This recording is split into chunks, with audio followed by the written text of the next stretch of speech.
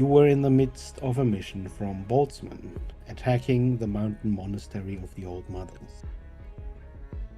Fighting your way through the ancient graveyard gardens, you faced two daughters, Ashar and Atalia, protecting the entrance to the sanctum, protecting the last Old Mother within. In an arduous, long battle, you defeated them both, ending a centuries-old vampire bloodline. All that remains is breaching the sanctum before you, where Boltzmann claims you will find evidence to complete and support his hypothesis. This is where we begin today's session, as you kill Atalia. You see her form slumping to the ground, dissolving into ash. And as that happens, the root wall before you, rent, also crumbles. The distant roses that were meant to heal the vampires wither and die, turning brown, falling to the ground, and returning to the soil.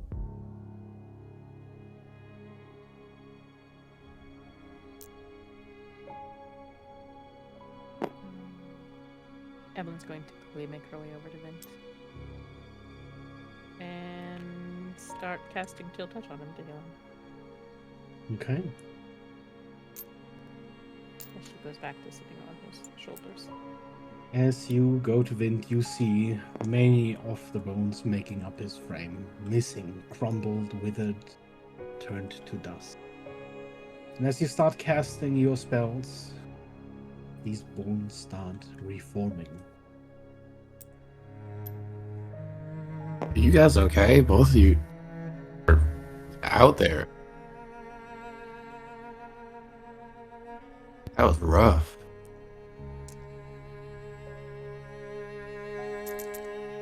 Yeah. Yes, a good idea.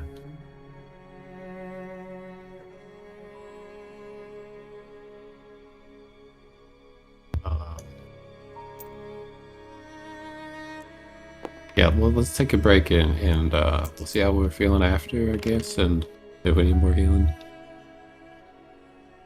I could heal you right now. I'm just a little concerned in case we, get ambushed.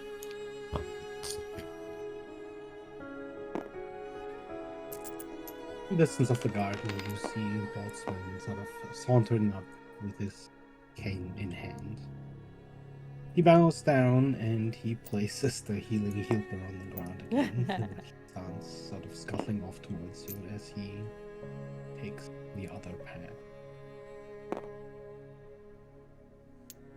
We may have to figure out how to get in thermal defenses. Yeah, we should just stop here, probably.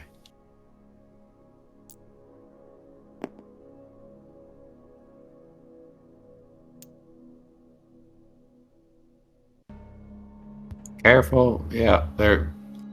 Yes. I don't think there are any more coming right now. Okay. All right.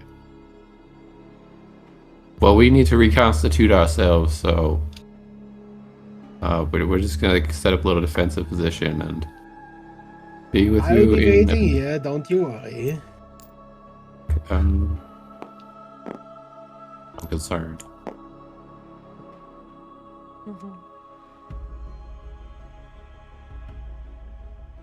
Yeah.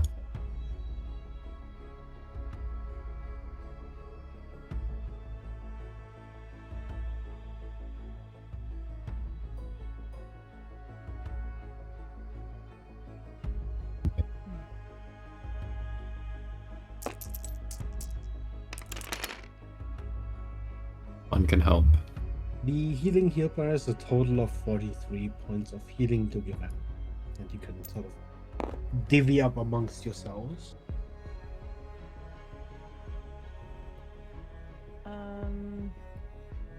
Evelyn can use a potion of healing that she's got for herself, so she doesn't have to use those.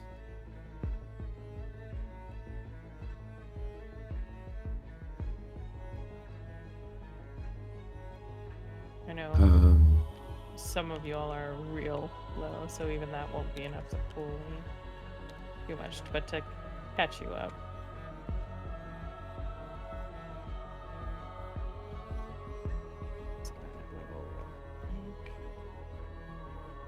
Do we want to actually sit down for a minute?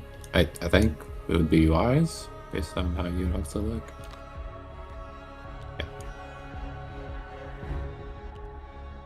Yeah.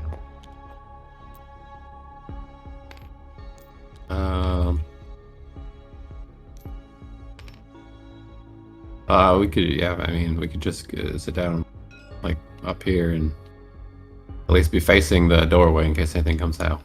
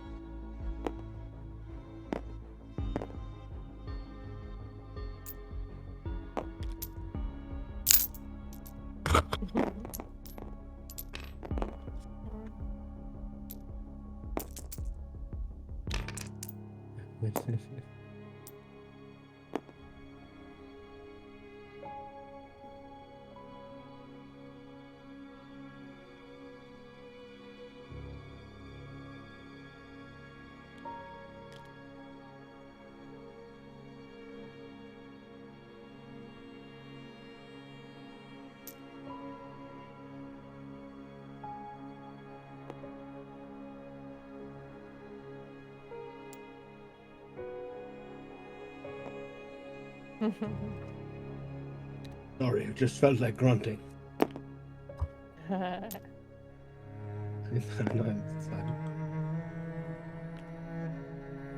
That'll speak on, as it was your horn that called in. I will play a song of rest if we're taking a short rest. And you can add a 1d12. Like roll one extra 1d12? Yeah. As you settle in front of the large crypt, with your true sight far, obviously, in range, a little ways into the crypt, before you see the sort of long corridor start to slope down into stairs, there's this red shimmer, a barrier across the way.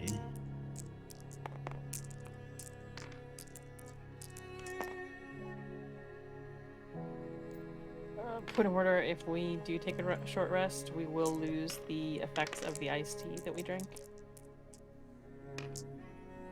Just to keep in We consideration. have how many more doses? So I know, like, people need healing and reboot. Like, I'm just referencing. We do have how many more doses? Just enough for you. I think it was 2 we saved for you. 2?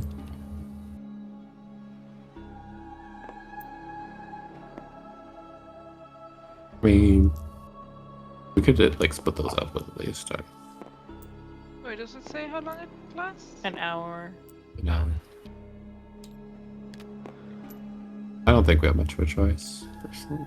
Yeah, but I do think they might.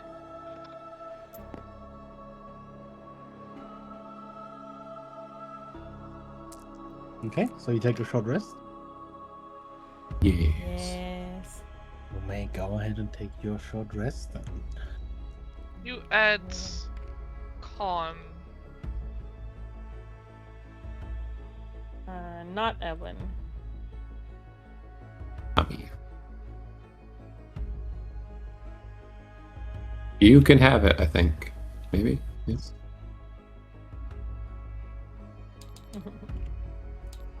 You and Tux are easily the lowest.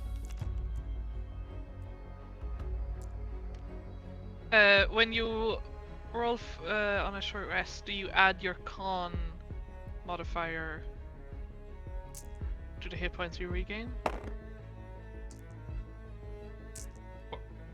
just to look. I do No, believe you it is a roll con.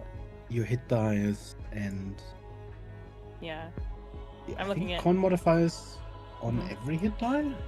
yeah. Because that makes a big difference.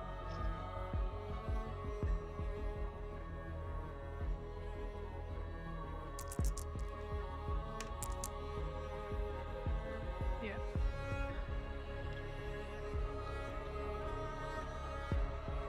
Settle down to rest as time begins to pass. You see more and more of the ash sort of starts to form a slight blanket on the ground. More so than before. Before you had arrived, something had been keeping these gardens relatively clear of the ash. But that presence is now gone. And as the ash begins to pile up, you see these sort of berserkers form a crude line in front of the entrance to the crypt. And even though they very much block the path, ready for anything that could approach you from inside, you see Boltzmann sort of peering over their shoulder, trying to get a good look inside.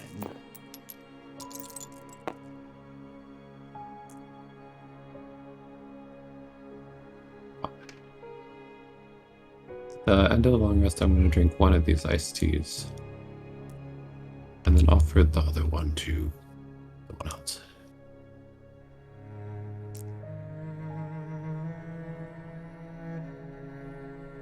Who do you want her to? Oh. Does everybody want one of these? I'm not going to drink both. I'm taking your iced teas. You don't get to keep them anymore. Fuck you. If no one's moving towards it, Evelyn will reach out a hand to take it. Alright.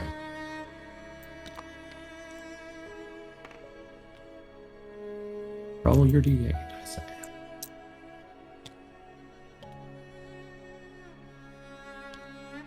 Yeah. You had.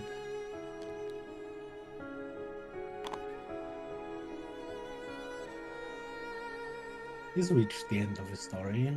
It's fine. This is my intelligence again with a 4.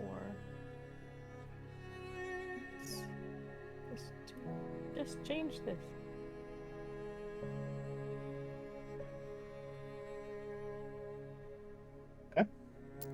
As one by one you see them sort of almost disintegrate. Partially moving up as they turn translucent and fade. As Boltzmann suddenly stands alone in front of the entrance, he seems sort of shuffling to the side.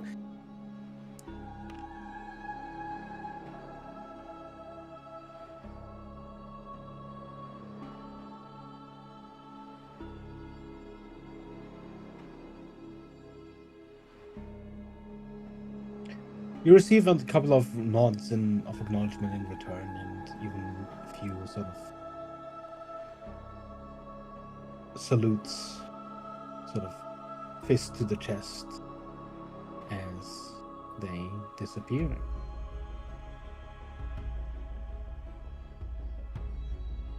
Figure how big is this doorway, like into this building that we're going? Does it look like Vince could fit?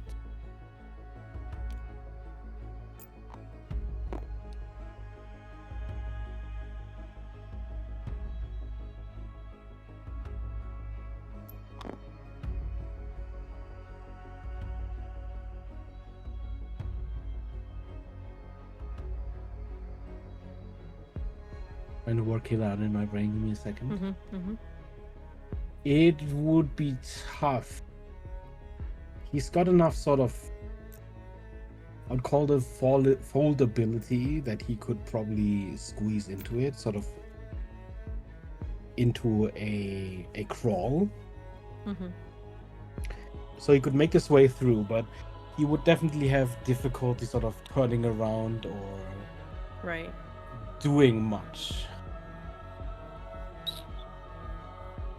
while he is in the corridor, at least. Mm-hmm.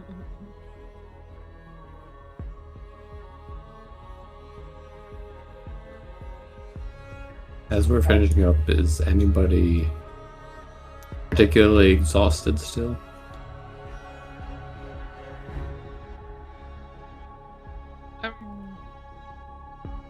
Like, Do you have any levels of exhaustion from going down unconscious?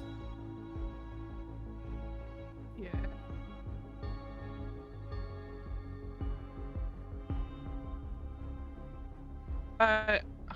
I did go unconscious, right? Mm-hmm. Yeah, so I should. Yes. Well, I shall attempt to cast a spell on you, I guess. See if it works. I mean, I want to attempt a greater restoration. Because sometimes it works. You cast Neo Huxley to cast it on Huxley? Yes, I have to.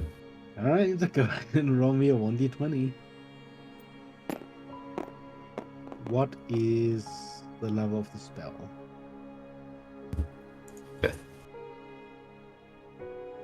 11. 11? 7. Oh, plus your spellcasting ability modifier. So yes, so then 11. Okay.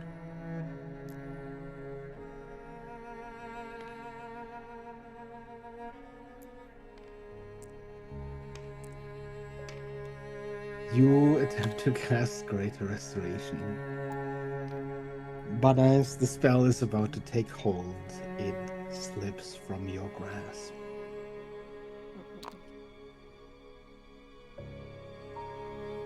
You know, I really wish there would be some benefit to you eating them when you do that. Yeah. I feel like you should get something out of it, you know? Because you just, like, took it. It's gone, I guess. It's been harder to cast my own spells. Yeah, understandable.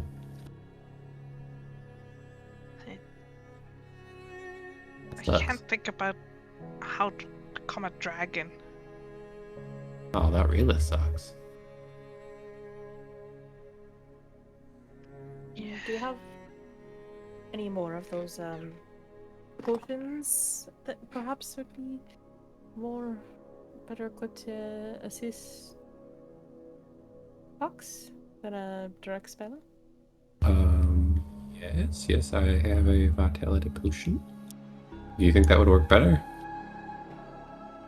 It's possible. It's not an active spell that's being cast. Sure. So it's possible that it could have better results. He work. Yeah, and Huxley have vitality potion. Guess I'll drink it.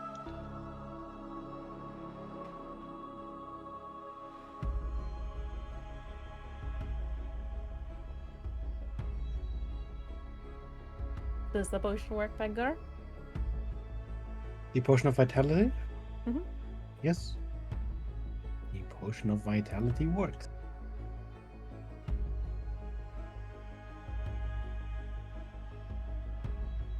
Yeah, the question mark potion you had was the health recovery potion, right? No, yeah. That's the one I have. I haven't used that one yet. I still have that one. Okay. Just making sure. You know. I have just 3 checking, just potions checking of it. spell recovery Yes, question yes. mark. Could we have done that at the start of the round? It's a what? A spell recovery? I mean, Don't even don't worry worry about it. about it. Don't worry about it. I don't have it.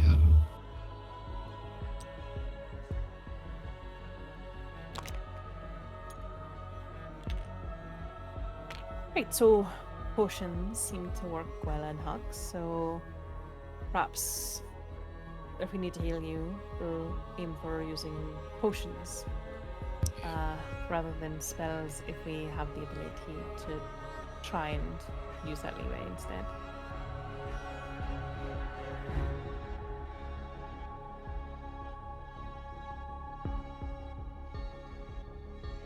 Right, well, I suppose we should go keep an eye on Boltzmann before he moves ahead without us. Perhaps keeping Vince back for a moment while we at least try and see what that barrier is. Yeah, sounds good.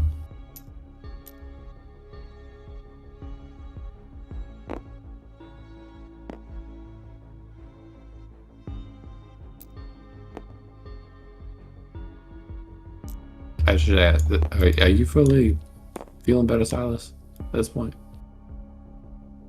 Okay. Good, good.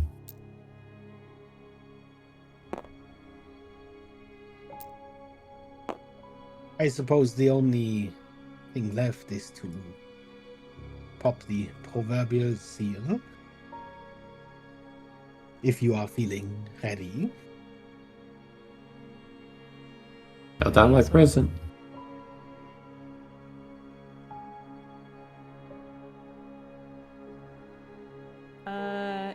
Can Evelyn detect anything with detect magic from the seal?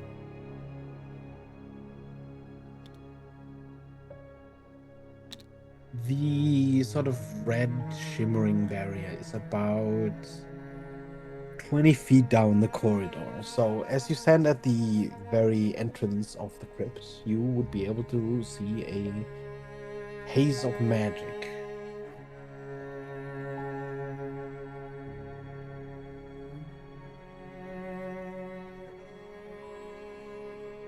The color of abjuration.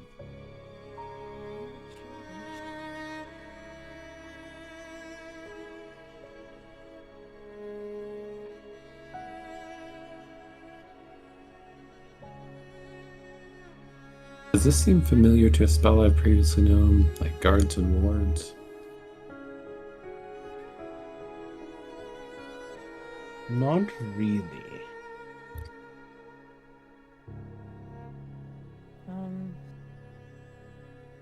I guess Evelyn will cautiously press forward a bit. Any thoughts in particular on before I look at it? Do you already know how to bring down the barrier? Evelyn will kind of glance at Boltzmann. I would have to observe it myself. Right. I'm not Evelyn that familiar with vampire sorceries. And Evelyn will move forward so she can get cautiously trying to keep an eye to make sure that there's no additional magic or anything that she's tripping as she moves closer to the edge of the field to try and get a better look at it.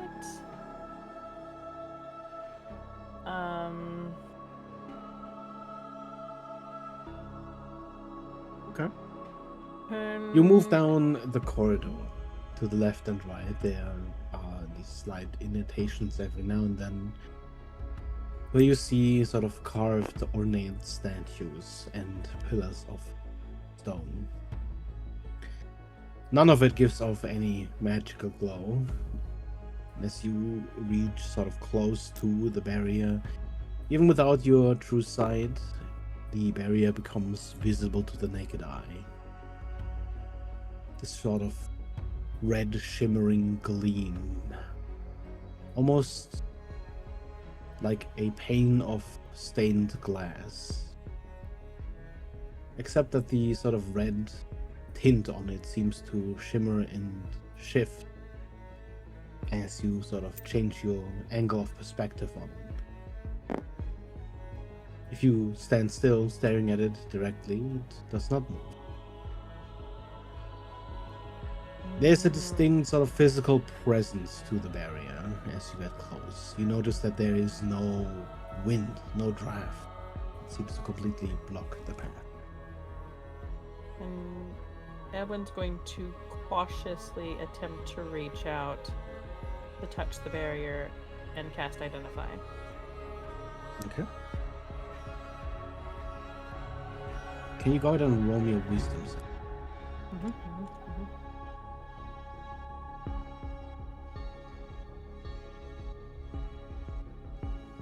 I forgot to pre-roll my dice. Hold on a second. I just need to do 5 rolls.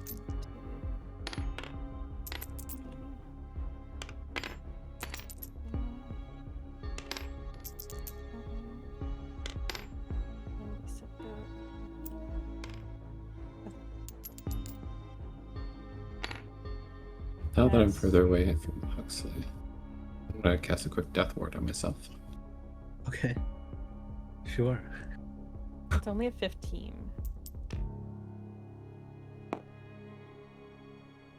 As you reach out your hand, touching the barrier, it feels cold like glass. But you sense a sort of presence within it. A presence that is sort of urging you to turn back, to let go, to leave.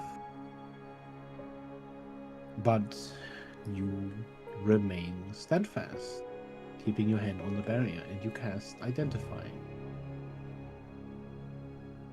As you cast Identify, you feel this barrier in its entirety. It's sort of spread out, almost like a dome, extending far below the ground, encapsulating whatever it is supposed to protect in this circular sphere. You sense a strong presence within this barrier, attached to this barrier. There's almost a life force attached to the barrier, and you get the distinct feeling that breaking this barrier will either harm or weaken whatever creature is attempting to hold it close.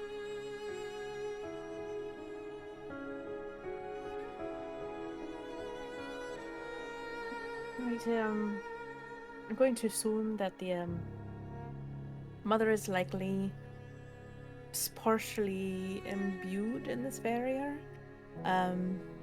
There's some element of it. I can attempt to bring it down, though.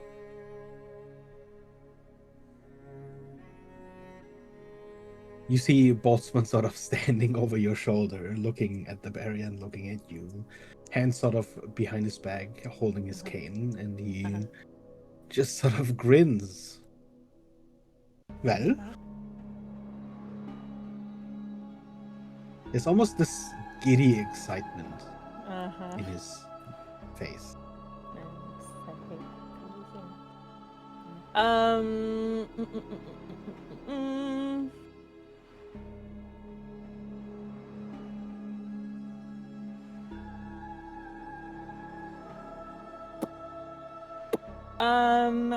I'm going to attempt a.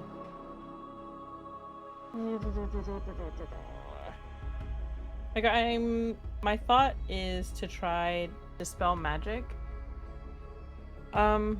There's technically also knock she could try.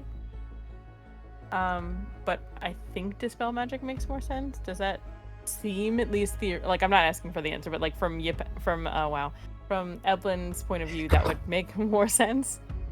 Ooh. And nothing happened, Becker. You shut your mouth. Ooh. From Evelyn's point of view, would that make more sense to try dispel magic or knock?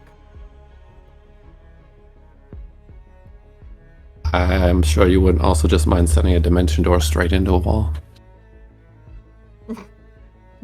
Either way, either spell, probably upcast, I'm imagining. the more energy, the more you sort of upcast, the stronger it'll be.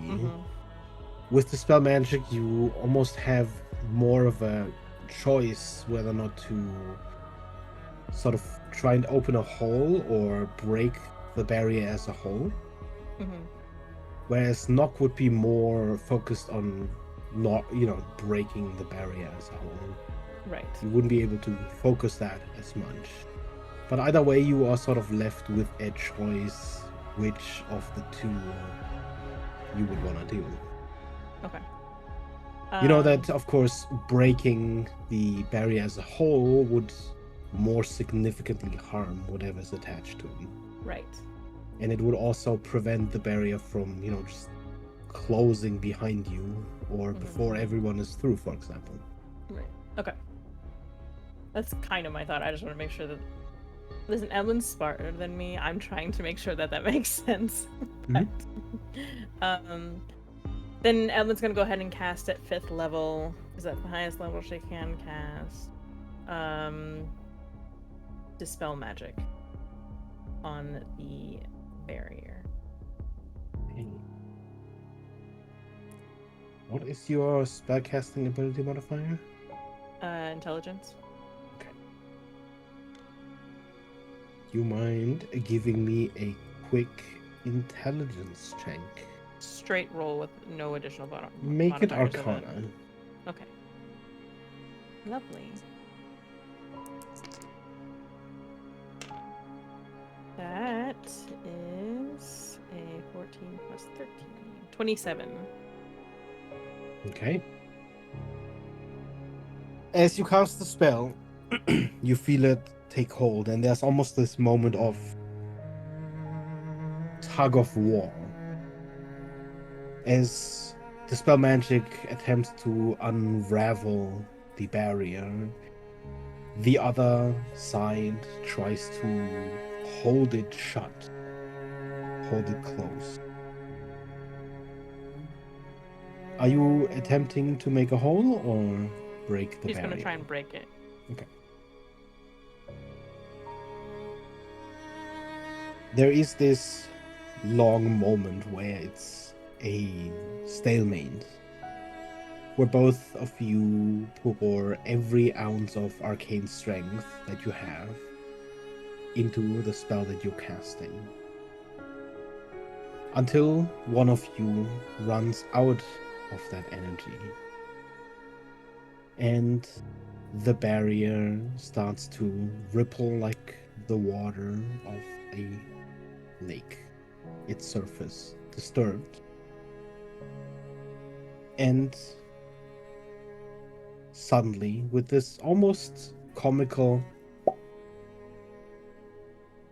pops like a bubble, you see sort of shreds of the barrier drifting off into the air and dissolving. As you lose your connection to this other presence, sort of completely ripped off, as the barrier is gone and your point of contact is as well.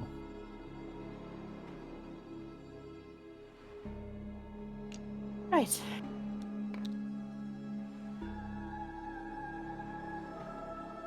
That should have done the trick.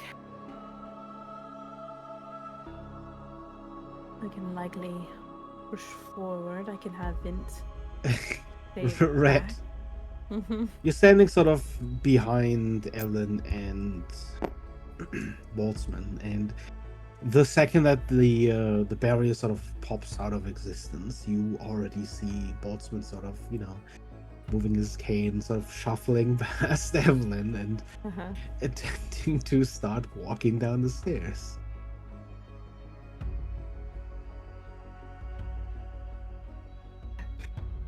Yeah, we're just gonna motion everybody else to hurry up. Evelyn's gonna Here he look back to goes. Vint and tell him to stand guard outside the door, and then Evelyn will quickly move to follow after Boltzmann. Does anyone stop Boltzmann from going first? Evelyn's gonna try and keep pace with him.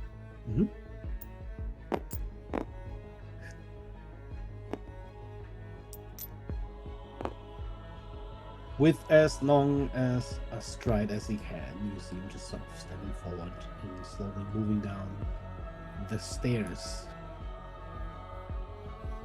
Unfortunately, slowed by that descent, you all manage to at least catch up as you all move down this ornate staircase.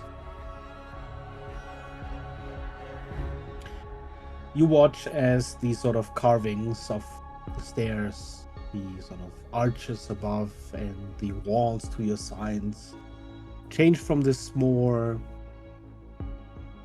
vampiristic style that you're used to something a little bit more crude. The pattern of the walls almost becomes this long stretch of cubes. This weird pattern that is set into one another. And you start seeing draconic imagery. As you reach the bottom of the stairs, where a sort of arch stands wide and tall, you notice that on the ground where the stairs end, there is blood. A lake of it, an ocean. At least as far as you can see, there is nothing but blood.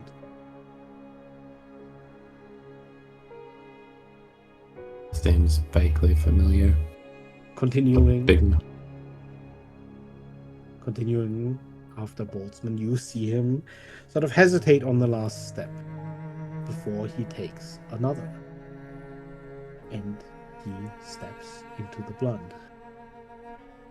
Again, he stops for a moment, sort of just looking down, looking at his feet, before he starts walking through what appears to be extremely this sort of shallow layer of liquid.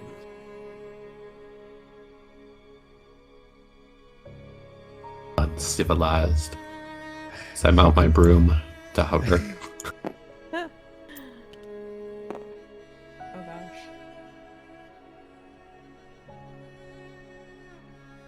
Immediately, as you step through this gateway, you step into the sanctum.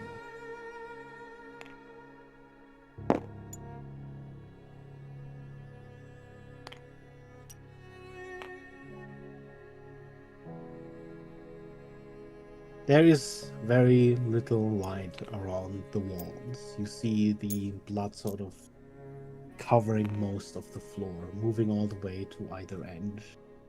But at the center of this hall, you see this almost natural rock formation, atop which you see bones. You see wings and feathers, blood-stained and just clearly from the look of them, ancient. And in front of it, on that rock, you also see what you can only describe as a heap of robes. Skeletal, vampiric wings stretching from its back. Two lidless eyes staring back at you.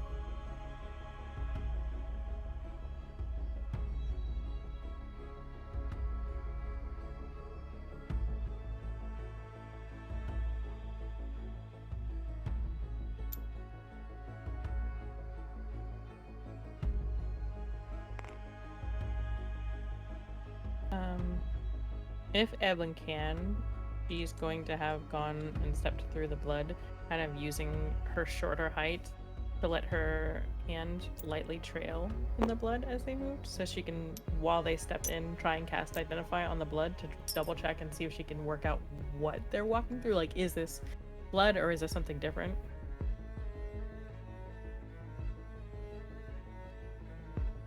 I don't know if it'll work, but she's gonna try. Go ahead and roll me one an Arcana check and then a Religion check. Okay.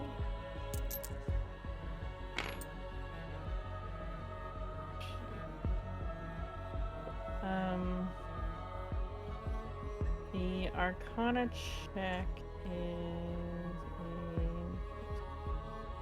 a 21, and the Religion is an 18.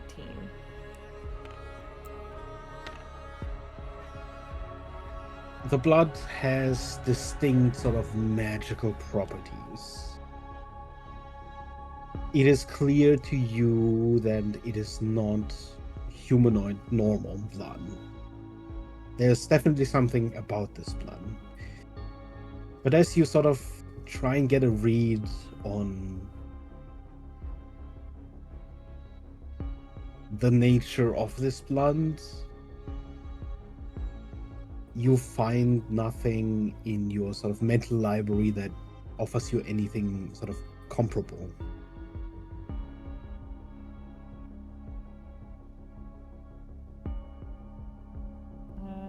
Well, then she'll take. I mean, if she can, she'll take a moment of this distraction to. I think she's got one vial of a potion that she already consumed to try and take a vial of the blood. Subtly as possible. Roll me a sleight of hand.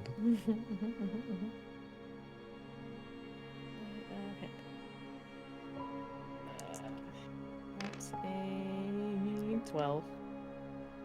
What do you mean you don't walk into a crypt and open your bag and open? You learn, whatever you take,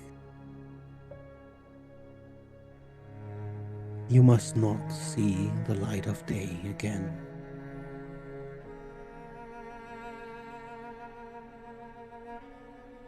You will see cities crumble and empires topple.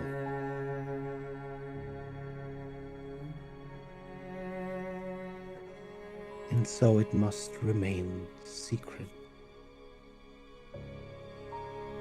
You see the robes start to sort of shift and move. And you can go ahead and roll initiative. Okay, but did I get the vial of blood? Yes. Okay. For the time being.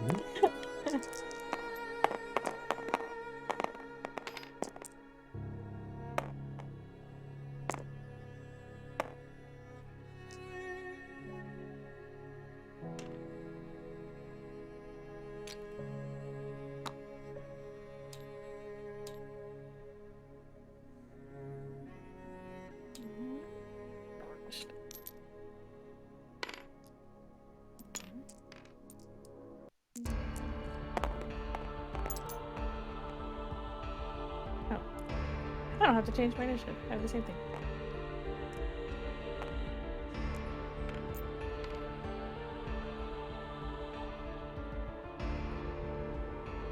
Me too. Hey! Oh my gosh.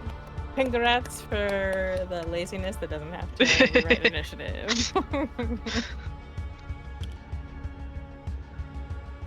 Insane.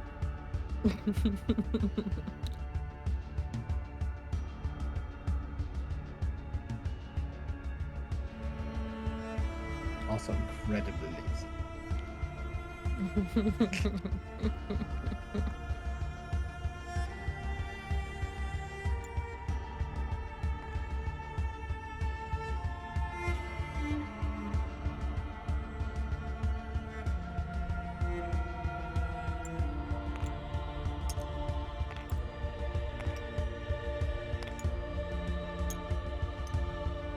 Okay.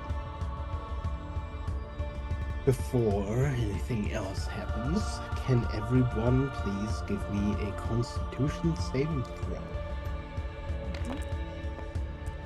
DC is 23. Fail.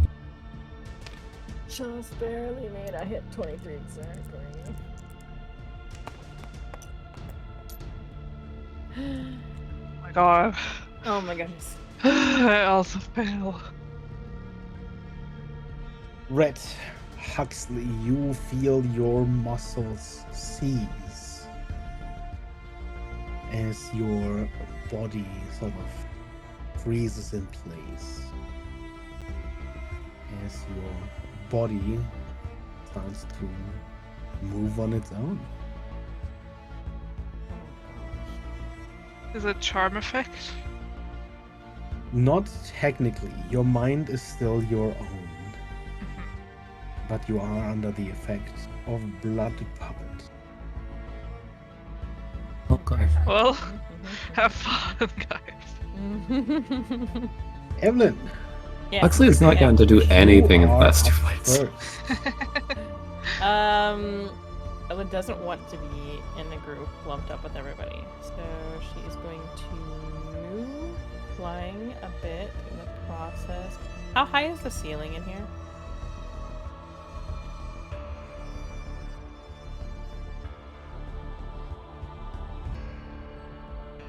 One second. Mhm. I should probably hold on. I should probably also adjust.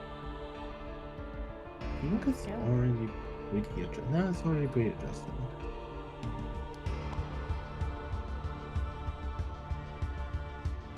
The ceiling is a whopping 180 feet high. Okay.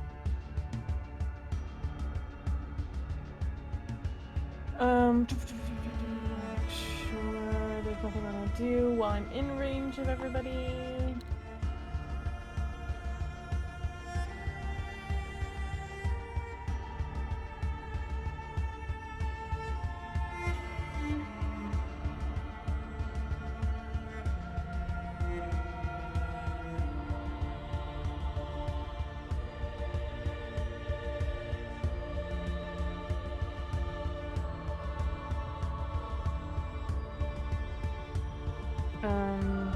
She's gonna dash. Wait, is that taking action or bonus action? Okay, great. Okay, so Edwin is going to fly up and over, so 30 feet. So she's gonna go up 30 feet and kind of over-ish this direction 30 feet.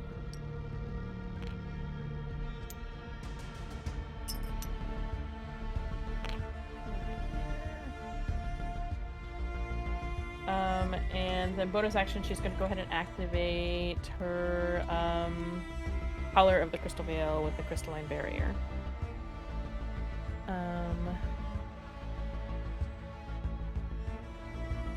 Kind of extending that barrier for like a 10-foot radius around herself. And that is her turn.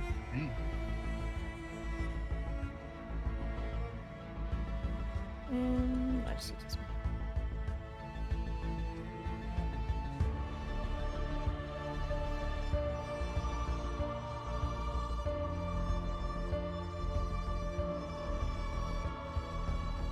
You see the sort of almost skeletal hand peeking from the ropes, sort of twisting and moving, almost like it is puppeteering something.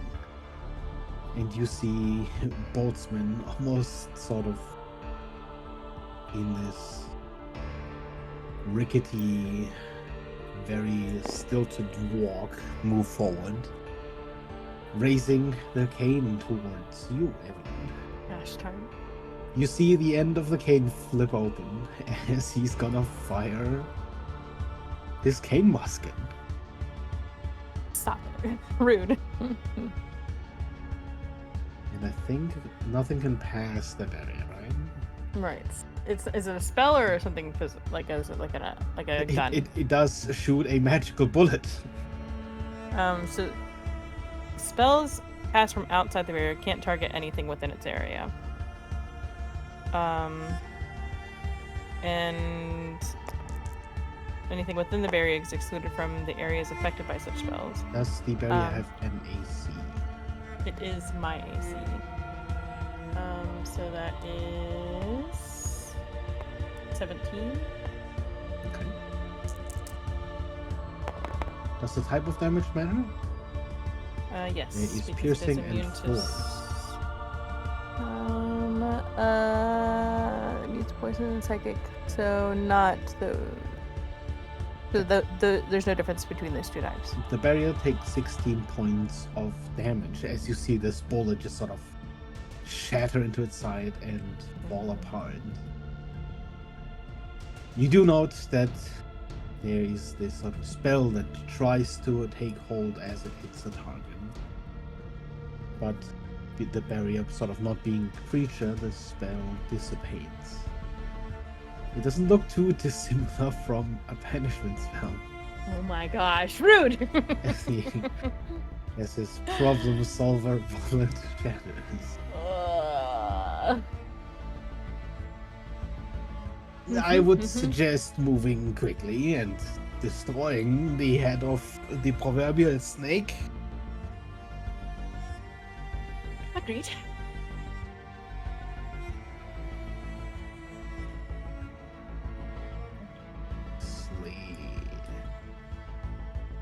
Can you go ahead and roll me a 1d4?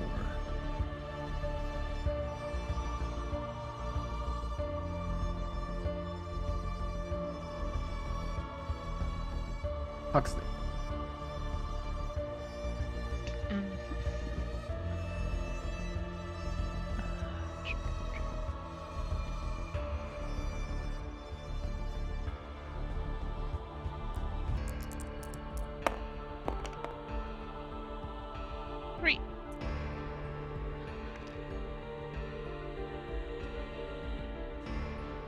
As you strain against your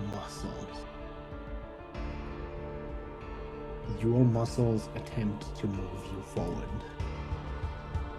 But on the sort of blood-slick floor, you slip. You fall prone. And you may go ahead and repeat the Constitution save.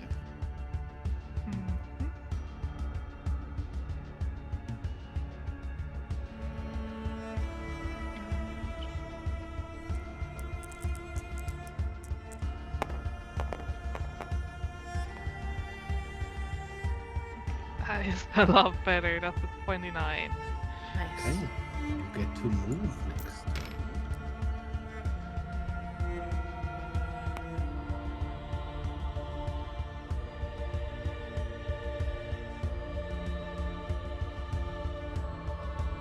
You see the old mother start to move. There's this sort of almost limp to her gait as she walks. Even beneath all the flowing robes, you see that she seems frail.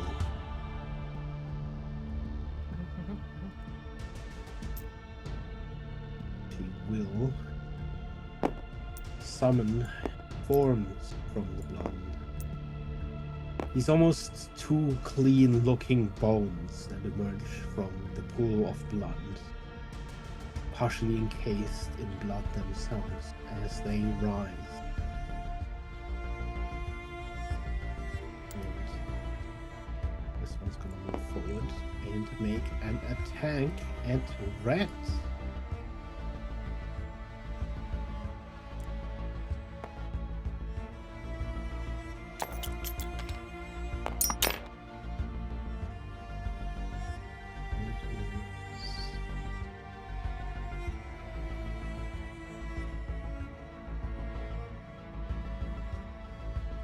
A 28 to hit.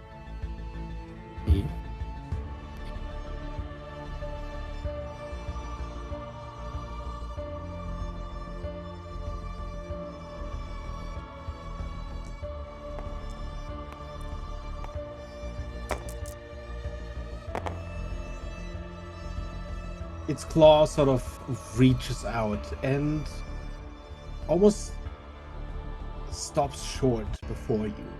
Instead of sort of raking across your skin and clawing you, it almost gently touches your skin. But as it pulls back, you see strands of blood sort of welling forth through your clothes, flowing alongside the skeletal arm and into the blood on its back. You take 19 points of necrotic damage.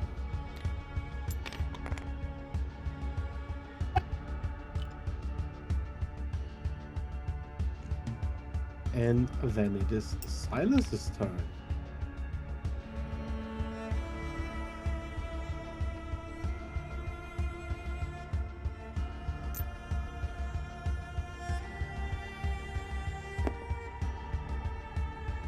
Wait, how this? I don't know if I can go first. You have It's fine. 7 and oh, is that a 6? I thought it was a 9. Ah, apologies. Okay, hold on. That's my bad. My B. I don't think it Red. matters, but Go ahead and roll me a 1d4, Red. 3.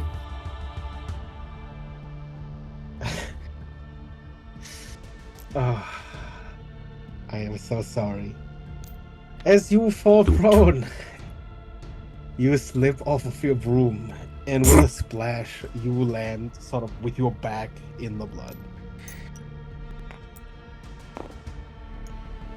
Amazing. And you may go ahead and repeat the save. I don't think I can make this save, but The 20 makes the save, by the way. As always, With- hope. with my so this is, it feels like my body is resisting me. Is that about right? Yes, you are literally being puppeteered by your blood moving against Can your I will. can I call to the spirits of Groma within me to resist this and let the silver flow into me a little bit? Because the silver is not blood. Okay. So you call out for help. Can you go ahead and roll me a charisma check? I don't know if this is better to have Groma take over my body, but 19 if it's just a flat roll. You feel a sort of almost force counteracting the control of the blood. Something is spreading through your body. There's almost warmth, but in that warmth you also feel this immense fear. Until the end of your next turn, you are frightened. But you feel it working against the blood.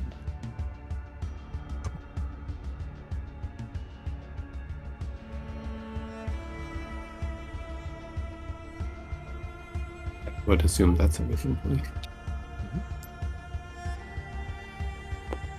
Evelyn, how high are you up? 30 feet. Okay. You see this skeletal figure with this almost veilant dress of blood, sort of constantly flowing, reach down into the blood and sort of fling blood, spray of blood in your direction. Can you go ahead and make me a dex saving throw? I can. I don't know how that works with the veil, but I will do Mostly it just anyway. if you move out of the way with that Yeah. sphere, otherwise it would just hit the sphere. That's a. That's 21. Okay.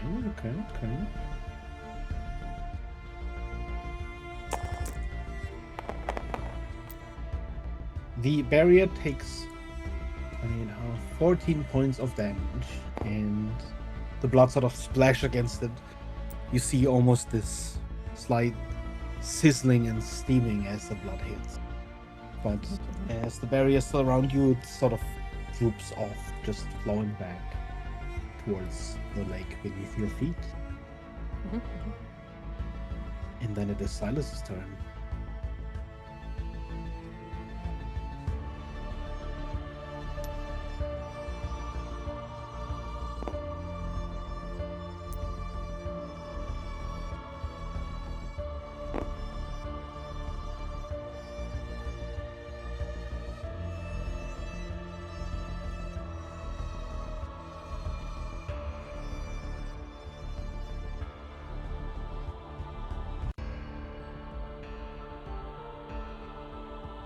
Okay.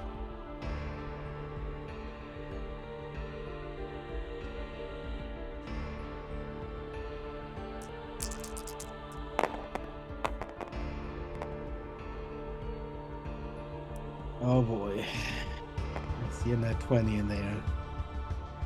All of those hit? Mm-hmm.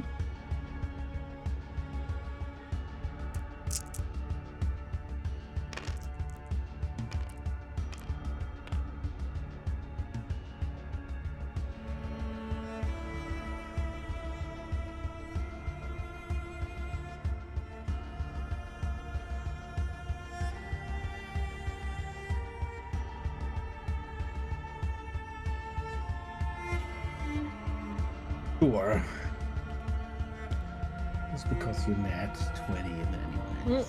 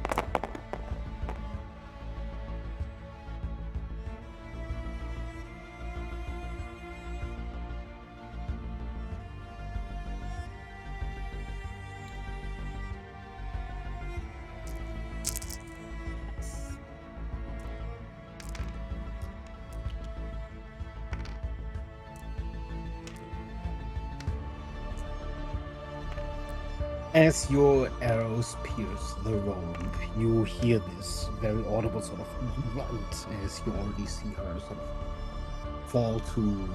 Well, you don't really see that falling down to a knee part, but you see the rope sort of fall into each other, sort of her drooping down, and her control over Red and Huxley and Boltzmann fades. You still feel sort of the lingering fear as the blood control sort of, as the resistance recedes, so does the efforts of, you know, who you called for help and your own body to stand against it. There's still this sort of lingering fear. It's not really a fear of anything specific, but the sort of almost anxiety that slowly ebbs away as you are in control again. And then this one's gonna move here. Oh yeah, you can use your bonus. I thought you used your bonus action.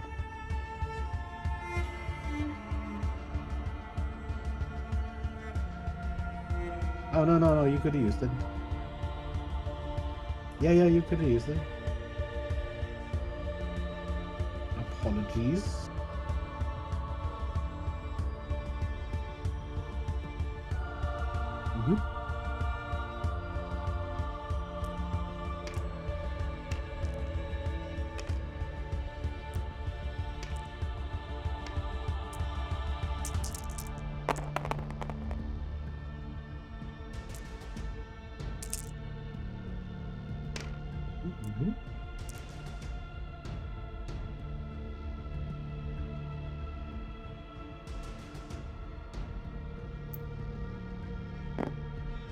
You see one of the skeletal figures move forward, and it's gonna use its King in Red ability to cast a spell.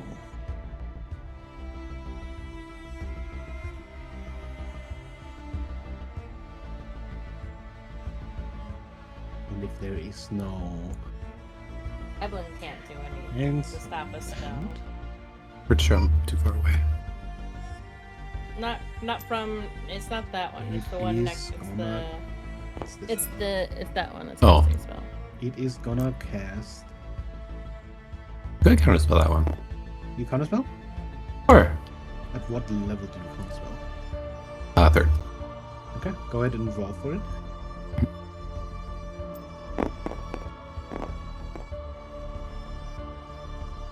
Can't remember. Do I add my spellcasting? I believe The ability. So. So I think it's your charisma. Yeah. Okay, so 17. Okay. You counterspell a 5th level command. Right. And yeah, that is its turn as that fails. Which means we return to Evelyn.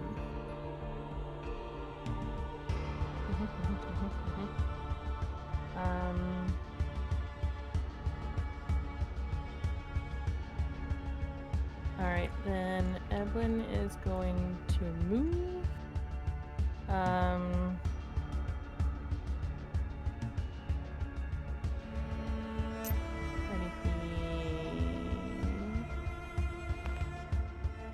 This way.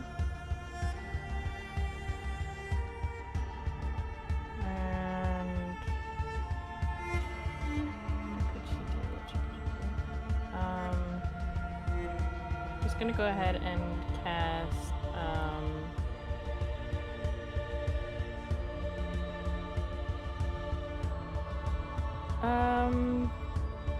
she's actually going to go to grapple onto her, so that's an attack roll with her grappling hook with a shocking grasp. So that is a dirty 20 to hit. That'll hit. So Evelyn will get pulled towards her, and at the same time cast shocking grasp. That does. Wait over where my spell is. Shocking grasp is 48. That is 15 points of lightning damage. And she can't take reactions until the start of its turn, which I think its turn is about to happen. But How many points of Okay. lightning damage? 15. Okay.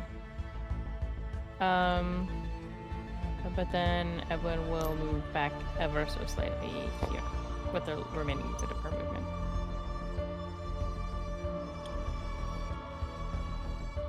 You shoot down towards your sort of kneeling this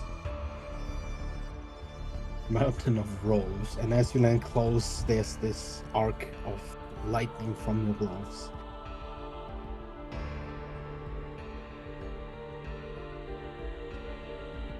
And as you disengage, sort of jumping away,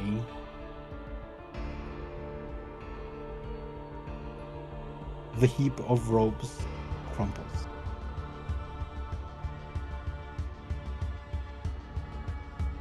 And you are out of initiative. Oh. Huh.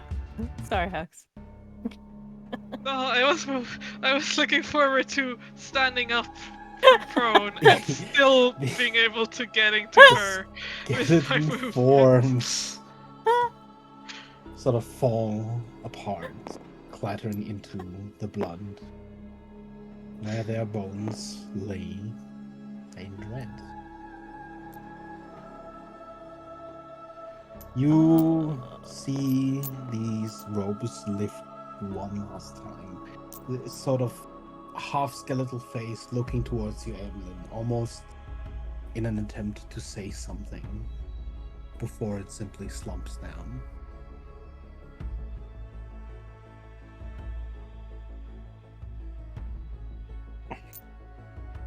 Well, it was an expensive loss.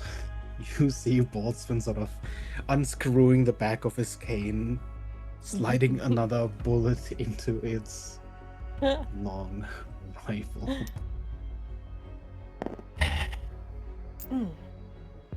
That spends a good few seconds just laying in the blood, disappointed. See how weak they are when they don't run away. You see Boltzmann almost stirring the blood a little bit with his cane before he too, as you can see, Evelyn, uncorks this large vial, letting some of the blood flow inside. You see him sort of clean off the blood with a cloth, dropping it into the blood lake before he slides the vial into his coat. The mother that crumpled, like, did she turn to like dust or ash or anything like that? It's sort of difficult to tell.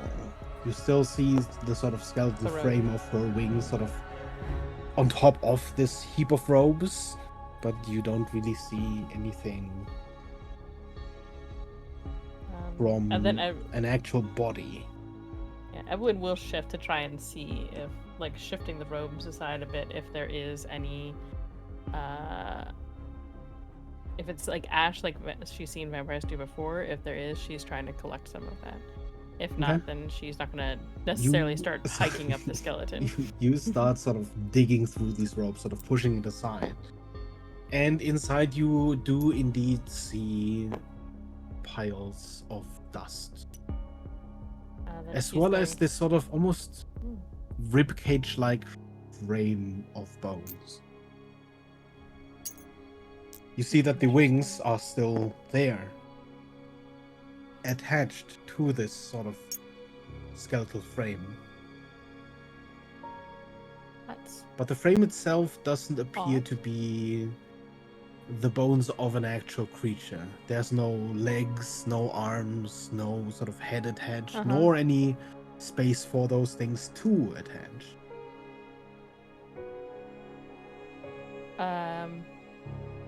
Emma's gonna collect a small pouch of the ashes, which she's going to try and see if she can't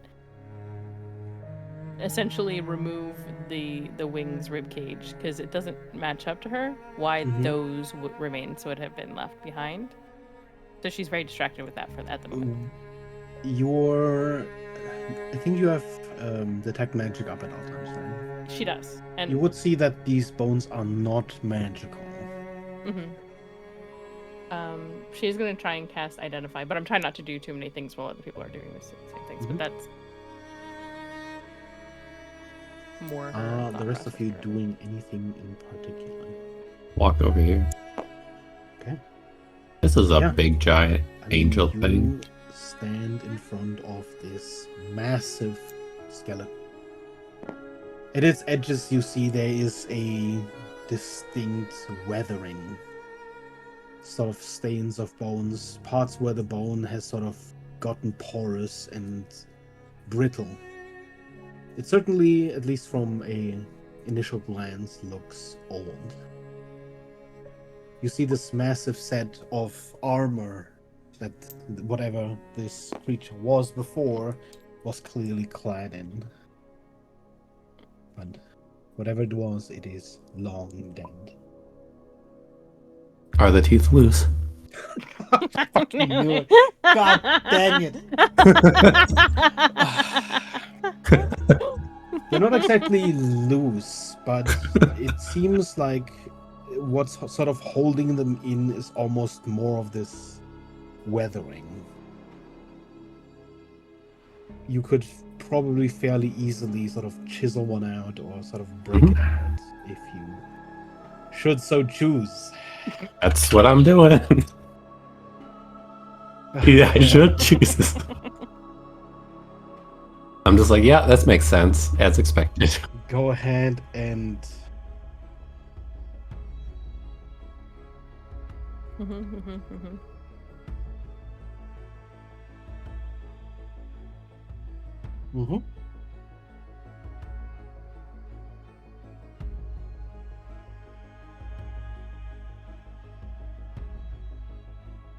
Apart from that it's a dead body, not really. What you saw in the slip was very much oddly intact. It wasn't decayed, there wasn't no bones, a skeleton. The position is different as well. It doesn't really have many similarities. At most, it would remind you of, Kara, perhaps, just by the virtue of the wings. Okay. Or does it have wings? All right, that's on me. That's fair. That's on me. It's Kara's whole thing. She doesn't have wings. Well, she got wings when she she Yeah. could make them. Whatever. Just... Yeah. Okay, it reminds you of Ithiliana. There you go.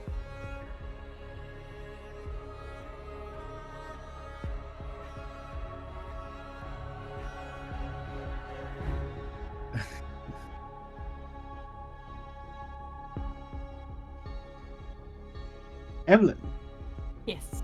as you cast Identify on the sort of bone frame, you can tell that there is sort of residual magic there.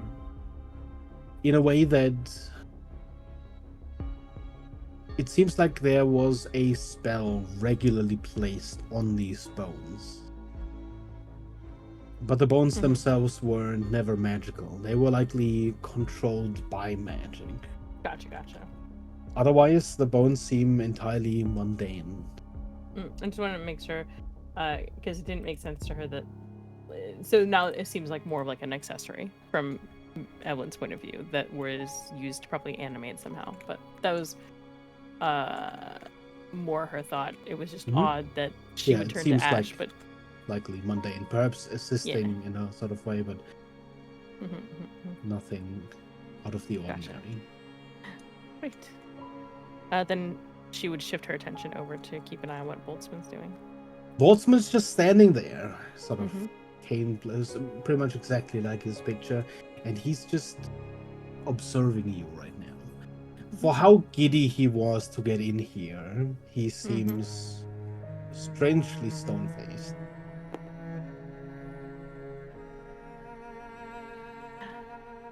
Did you get what you came to collect then? We are done with the mission, but I would prefer not to say anything that may lead you down a certain path. If you are content, we may return.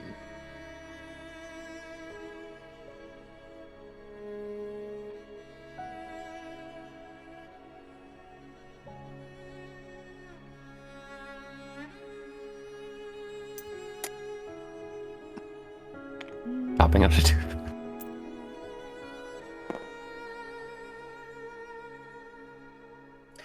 If behind you, you sort of hear this ting, ting, ting, this chiseling. Yes. Yeah. Red, you may add another tooth to your collection. Yes. Once I'm done with that, I want to just start looting gems if I see gems or whatever's valuable. The armor itself appears to be this pale metal. Do you try to examine it, or you just take anything you can take? I mean, yeah, I'll give it a look.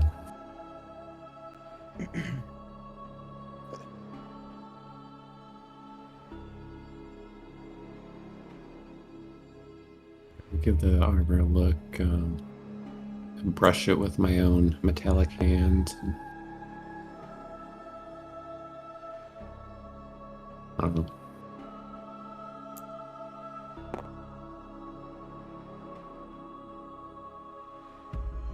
As you move up to this sort of metal armor, and as you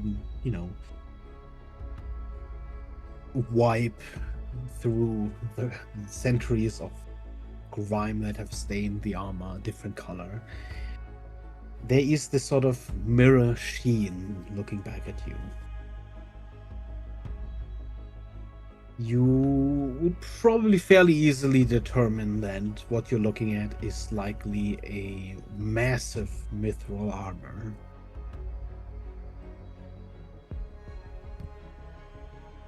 By whatever means you might have, you could certainly salvage some of this mithril. Not sure if I have a great way to like take pieces off, but like if I can pry like little bits, I guess I would do that.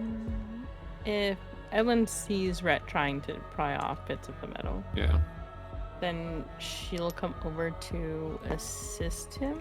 You have an easy way to sort of gather the where the armor sort of turns into scale mail, Right. also perfect. made of mithril. You can easily sort of wrench free these plates of mithril and store them away. She probably At pull the out center of her- the armor, you do see a set of quite sizable amethysts. They don't seem magical in nature origin, so sort of prying these out could potentially damage them, but even if they shattered, they would still be fairly large chunks of very clear amethyst. So Yep, I need those. I have someone to pay back. I took on a massive amount of debt recently. Evelyn will use her. Would it make more sense to use the smith's tools or the jeweler's tools to try and free at the this gems? scale of size, you would Probably have the- to use the smith's tools. Okay. The jeweler's Then- tools are Yeah, at least they're more most of the finesse. tools you would use are, kind of just scaled down versions of blacksmith tools. Right. Then she'll use her smith's tools to one assist in trying to free the amethyst, and then try and free some scales with Okay. Rhett. So she'll assist in that. Can you? Let's see. Quickly pull up the table.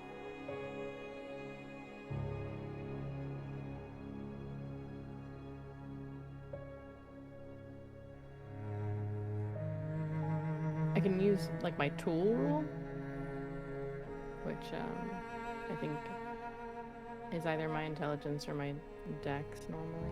Is Red assisting with this one? Hey, I can. Your assist or give you guidance.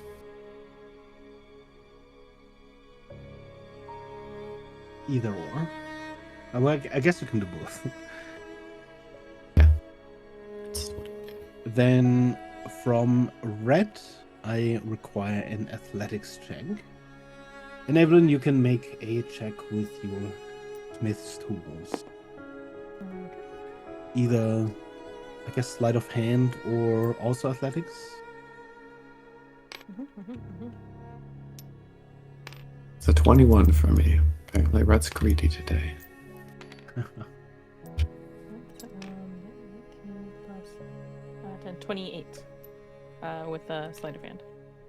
Okay. Oh, you good looting rolls, I guess. With all the sort of age and weathering on the sort of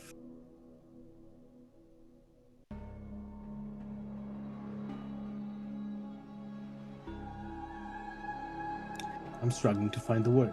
The where the metal where the gems are set in, the fixtures. You have very little trouble sort of prying them apart and retrieving two massive amethysts, which does increase their value if they are intact.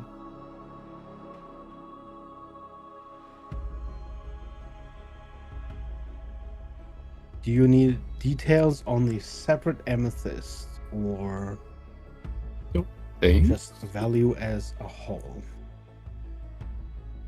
Thing value's fine. Unless Evelyn has some purpose for massive amethysts. I don't know. Not right now. Yeah, I wasn't sure if there was like spells and require amethysts of any sort. You retrieve a total of 23,000 gold worth of amethyst. A lot of that value coming from Sorry. their sheer size.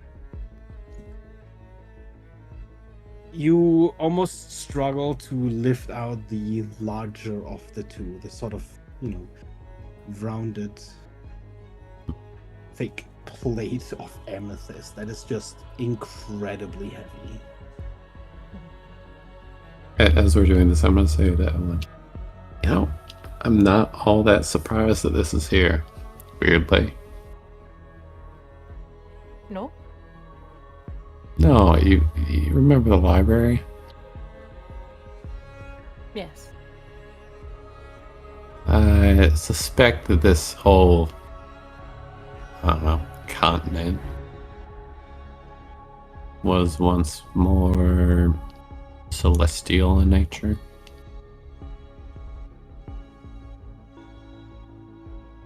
I wonder if the blood curses came from the, I don't know, passing of such a creature, like indicating this thing.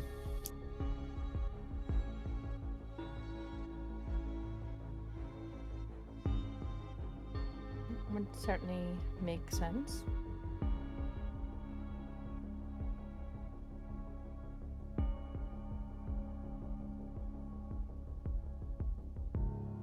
The transportation of the bones would be troublesome, and turning it into another Vin's, well, it's possible there would be some likely treatment needed of the bones that would take some significant time to do so. Correct.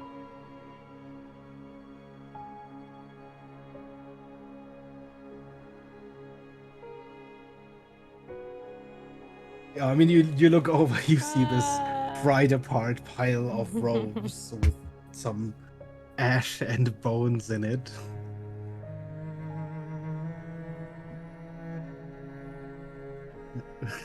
All right.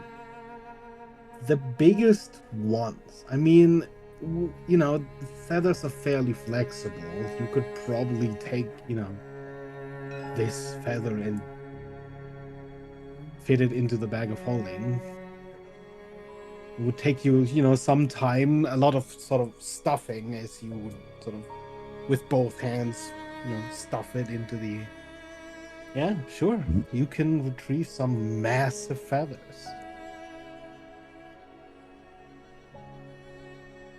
Maybe we can make Kara some new wings.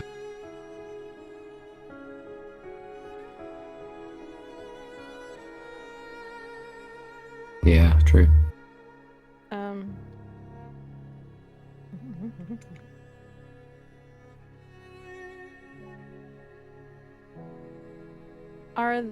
Are there jewels encrusted in the headpiece too, or are those something different?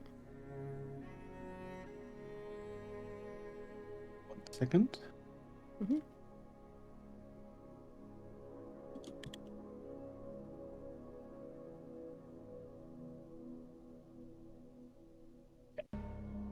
It does appear like there are a sort of collection of smaller amethysts on the headdress. And then, again, Evelyn will help with the mithril scale to try and get as many of those as right ones. But then she'll probably try and collect some more amethysts. She's got to like fund a city half the time, so.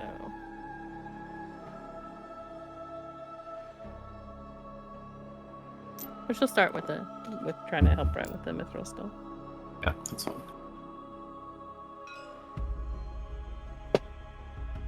You just say, hold 1 second. Oracles. Muscles. Muscles. Muscles use a lot of blood, first of all.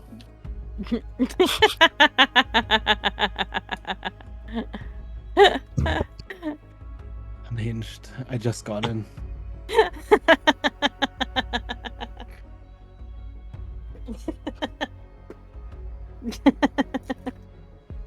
I hate him. I take psychic damage to myself.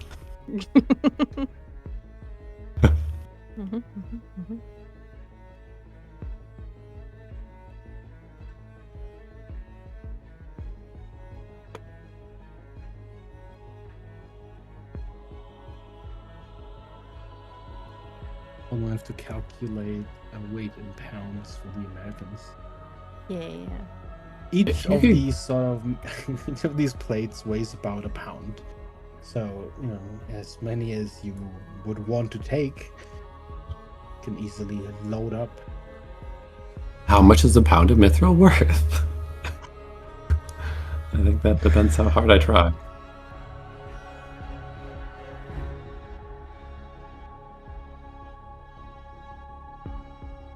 Let me see if Nerd on Reddit has calculated already.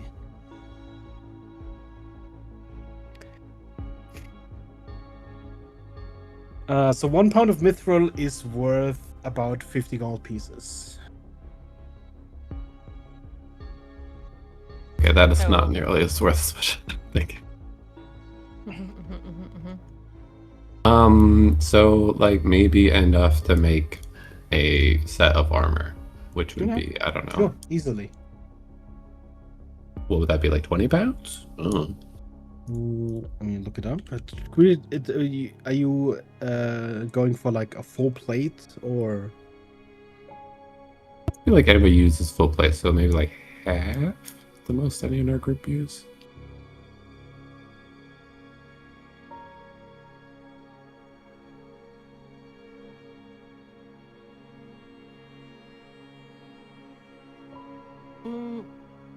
Mithril weighs less in general.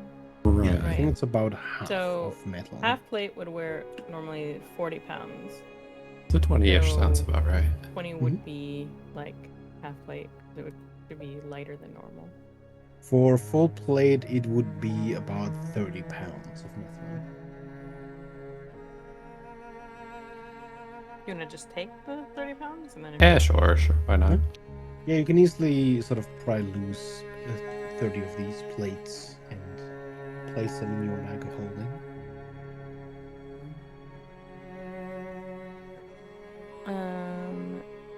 Then after that, Evelyn will go to try and remove more amethyst.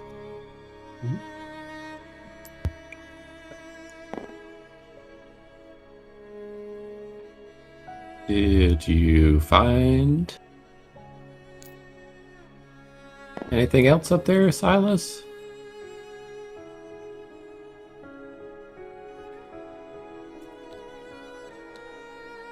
Other than the muscles? Oh yeah, right. I wanted to address that.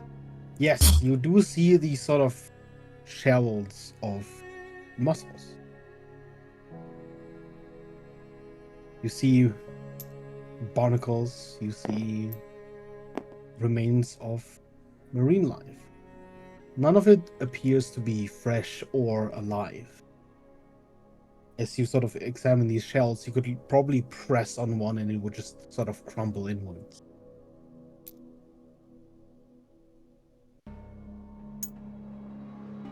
You are not only in the middle of the continent, Of a you mountain? are almost at the peak of the highest mountain in the middle.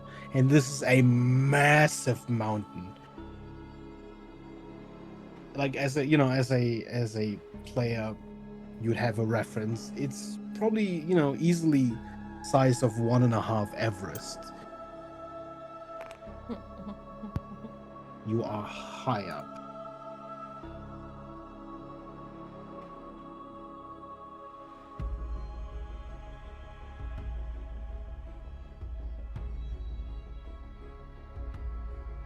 Likely remains of old, but again, would prefer not to taint your view of things.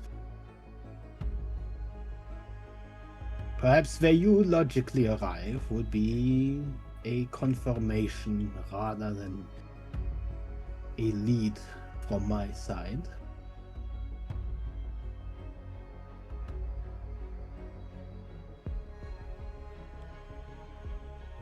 What he's saying is this was a mermaid angel. Evelyn, Mhm. you gather an additional 5,000 gold Yeah. pieces of amethyst. Sorry, Yes. 5,000. Yep. It was This is what happens 5,000 when gold. you introduce time travel into you. Mhm. 5,000, 5,000 yes. gold amethyst.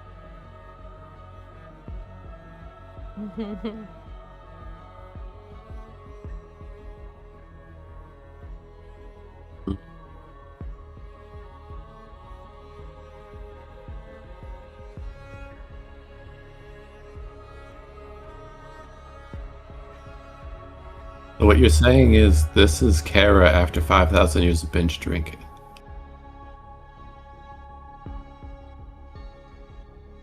I wouldn't even be surprised at this point. Is there anything else that detect magic picks up here? No. What's with this, like... Oh, sorry, go ahead.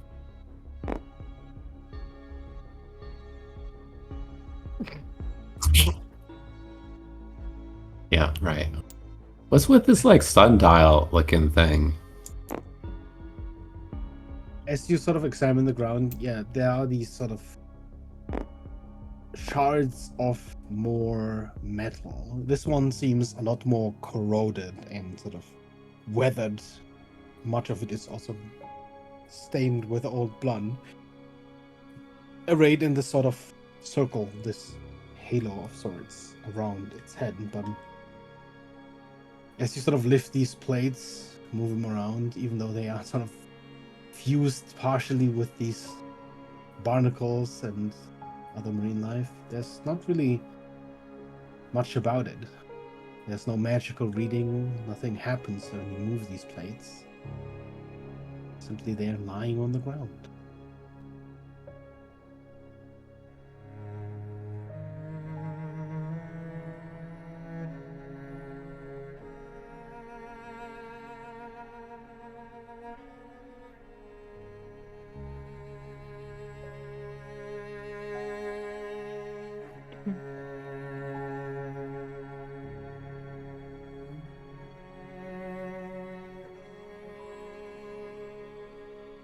Yeah.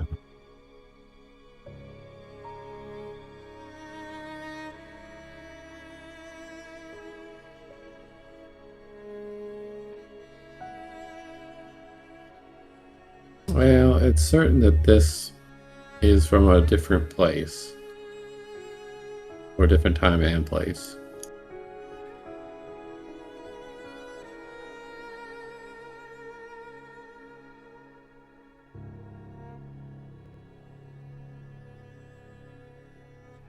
Perhaps you would like to return. I need suppose. to collect Vince Look first. into things of your own.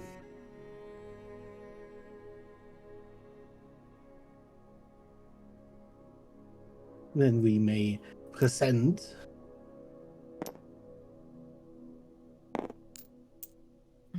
I would rather not say yet. But perhaps when you understand,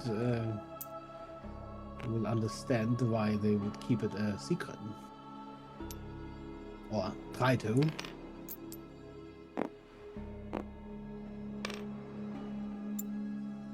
I don't mind leaving, but I also wouldn't mind. Yeah, I mean, not here, but surely there had other places or something. There like is that more to this somewhere. mountain, and I am sure we will see some of it. Do you feel like you have forgotten something? Yeah, well, if there's any like written record, that would probably be helpful. Just because we found so many things removed, it would be really nice to find those parts that were removed.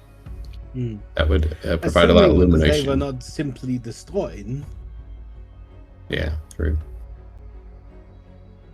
Yeah, I suppose that's true. The point being, if you happen to see something that looks like a library on our way out, that would be worth a stop, in my You opinion. can start diving into destroyed wooden shacks if you would so choose. I believe the rest of us will be waiting near the edge. Great. That would be ideal, I think, yes. I'm with you on that one, Silas. No.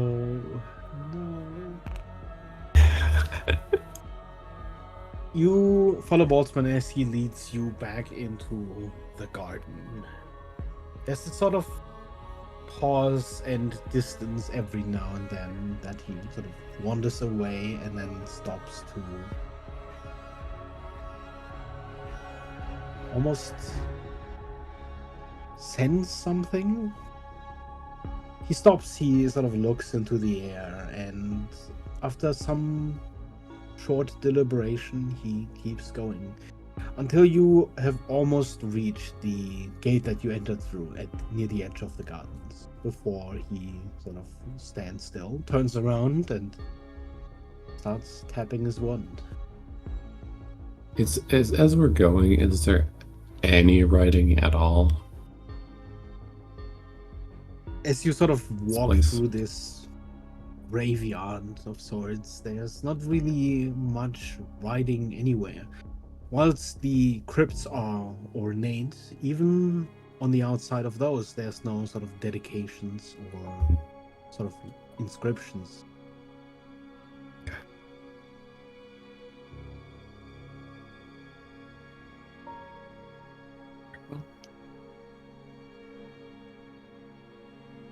And with everyone willing, you would teleport back. And as you teleport back, let's take a 5 to 10 minute break, as I need to go to the bathroom. Sounds good. And I will be right back.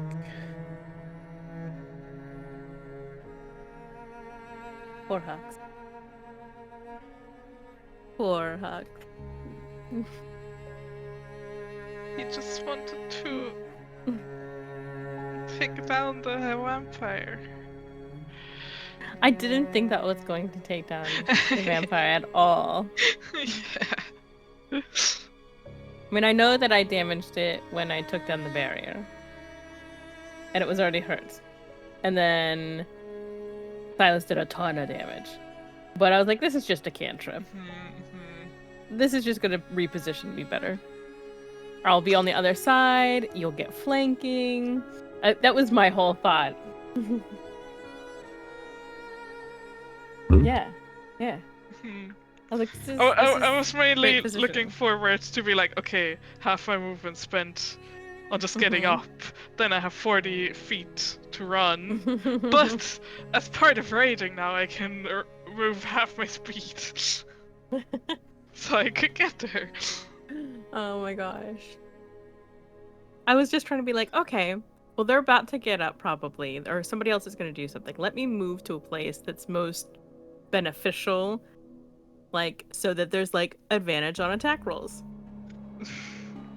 I was not expecting 15 lightning damage to just be all that was left after Silas's raging attacks.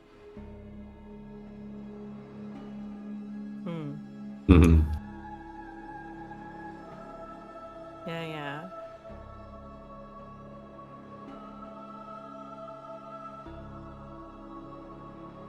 I mean, not that I think that we shouldn't have taken the long rest, but we didn't need the long rest. The short rest, yeah. Sorry, that's what I meant. Short rest. Yeah, short rest. We didn't know we didn't need it. No. Again, not that I'm not saying that we shouldn't have. That was obviously the right move to do. But I am vaguely entertained over the fact that I don't think anybody got hurt to the point that they would have gone down from where we were. That's true, yeah. Me neither. But I guess we didn't know, like... Right. Again, I'm not saying that was the wrong decision. It just entertains me to think that we really did not need to take a short rest.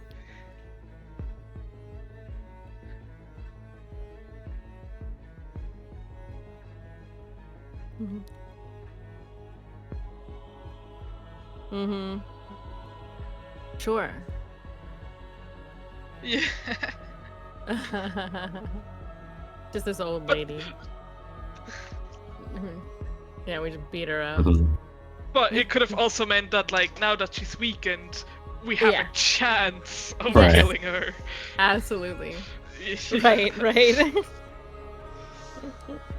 Now it's within our range of being able to actually do damage.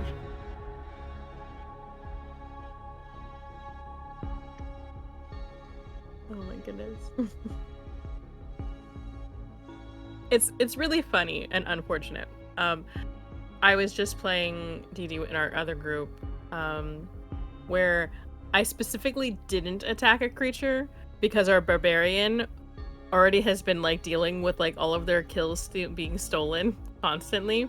So I was like, I'm not touching that thing. I'm just gonna do a supportive roll instead over here. I was originally going to attack it, but then the barbarian's current, like the thing that the barbarian was currently fighting had Dominate Beast put on it, so he couldn't fight it anymore.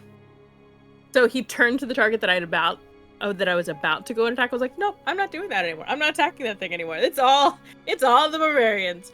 And so somewhat similarly here, I was like, you know what? I'm gonna try and just be more supportive. That was my How concept. could you? I didn't mean to. Poor Hugs. Poor Hug. Now that I'm he couldn't so get out his sorry. rage against He's gonna against smash everything. wizards, his hatred against wizards is gonna be even worse.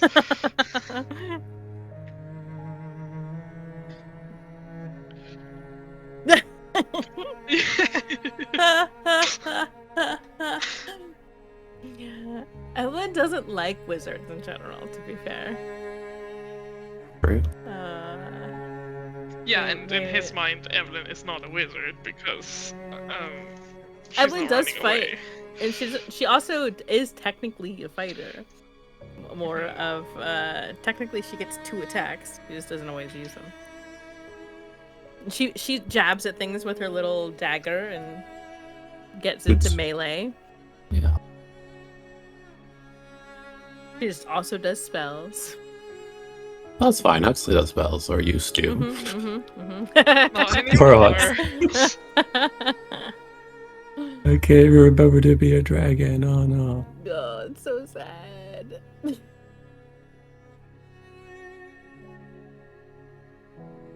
I know. The darkest timeline. It's fine. In exchange, he's unable to die. Just continue his rage. That all it takes? So Eternal angry he rage. can't be a dragon that he's just refusing to die. Reasonable.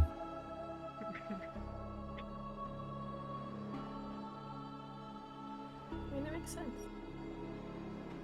Solid reason to rage.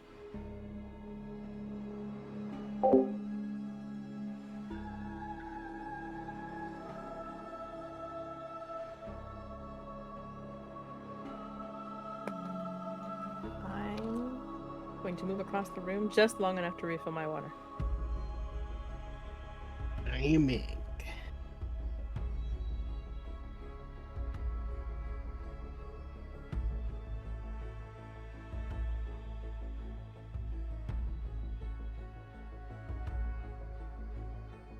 I took Mage Slayer as a feat because it seemed very appropriate, but it's kind of really bad. And I think Sentinel would actually make way more sense. It's somewhat situational, isn't it? It's just because it's only with people within 5 feet of me. Yeah. Mages are never within 5 feet of me if they know what's good for them. They certainly try not to be. You'd probably have a mage sort of, if they try to get away from you, cast a spell, but it's also been a minute since you fought like any mages. Yeah. Do you think I could switch it out for Sentinel as part of my ongoing character Sure. change? Because He really wants people to take beside him now. Poor Hux.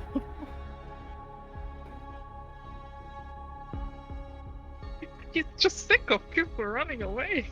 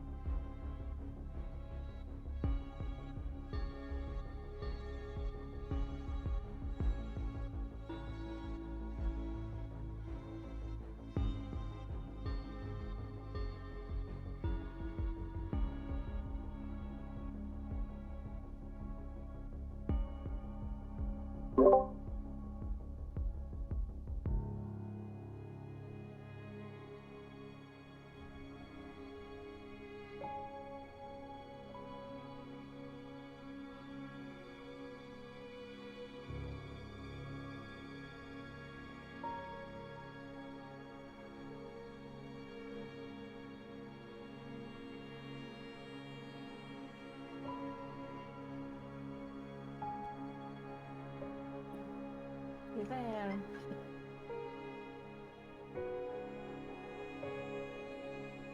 Our bottle sucks, bro. What the hell? What the hell?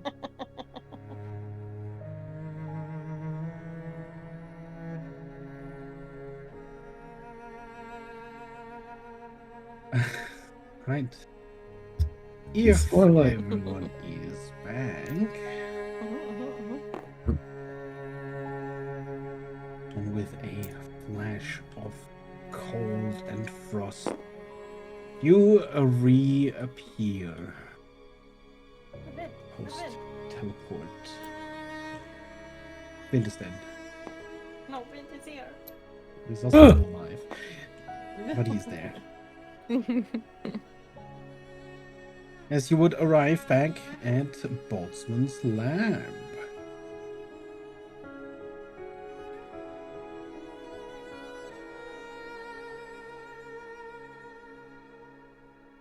Well, And soon after you would return, you would see Vidar.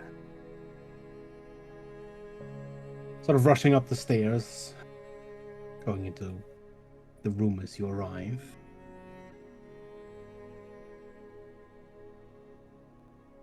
I take it you were successful. yes. Quite so. Though, perhaps you would be apprehensive at the success of our endeavor, seeing as it may have cost the vampires a couple of, well,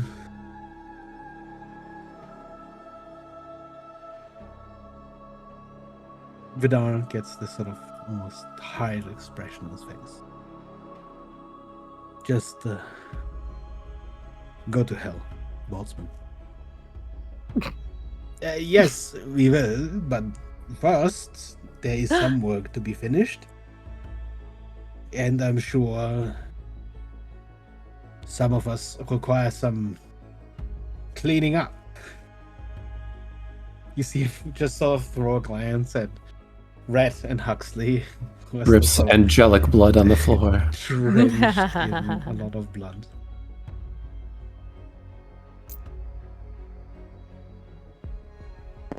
Yeah, I'm gonna actually go and like find some stuff and like wring out my clothes into a vial.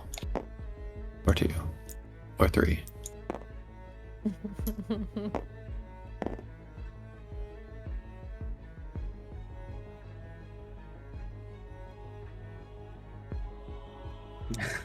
Okay.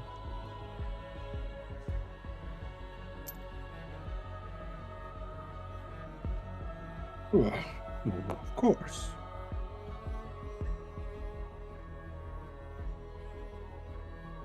Always happy to serve, always happy to serve a good drink.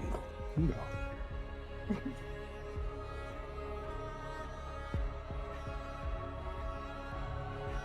Oh, Of course. A little bit of time and to be able to provide what you need.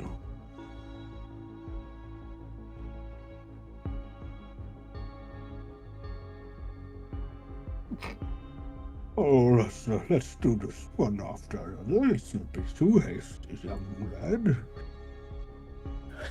And you spend a couple minutes refilling your bottles.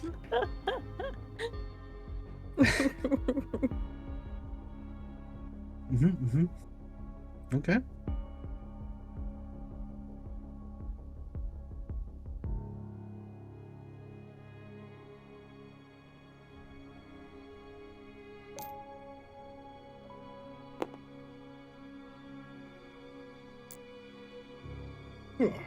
Of course. Decidedly mediocre. Silas went unconscious multiple times despite his so good potions. I didn't go down one. As you Wow. start praising Lord Bottle, as Red, you stand defending the unportable merchant's honor, you definitely take note that it doesn't seem like the unportable merchant is active at the moment. Oh, right, I forgot. You see him almost not really slumped because it's a construct, but sort of tilted slightly to the side. I forgot. Yeah. Focuses on ringing my clothes out then. Yeah, sure.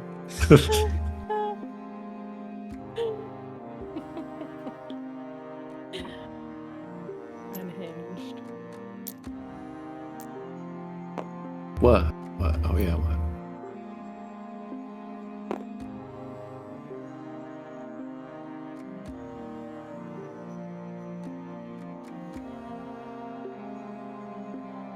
Yes, but you won't be able to take them out. Yeah, it is.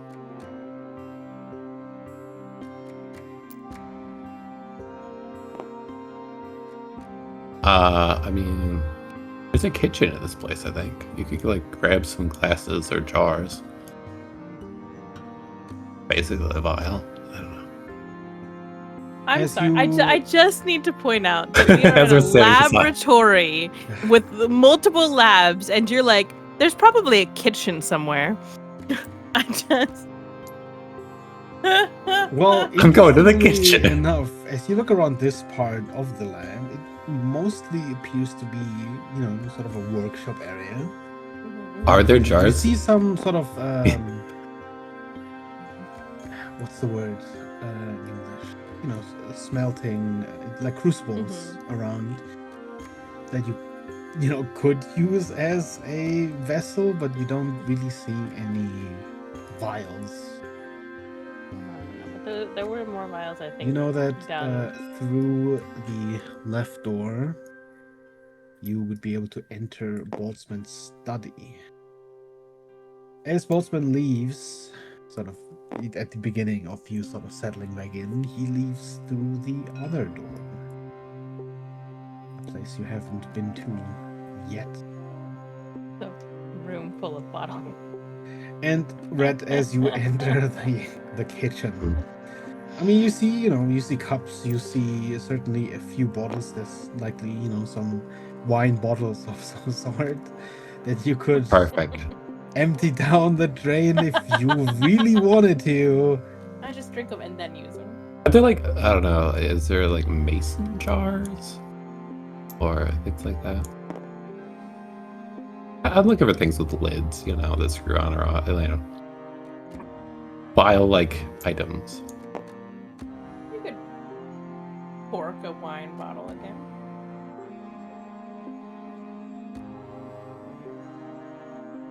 You know what? Yeah, fine.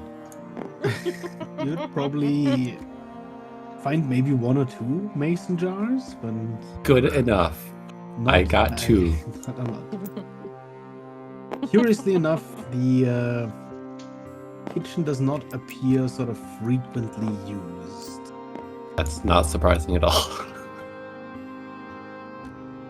I just love the image of fighting someone and then they pull like open their bag with like 17 mason jars, take one out, unscrew it, and drink it. Chug it, Look at all absolutely. those. Look at all those vials. There's so many vials. You wander into the study, and there's a bunch of vials around. You know, a bunch of vessels. A lot of them contain liquids.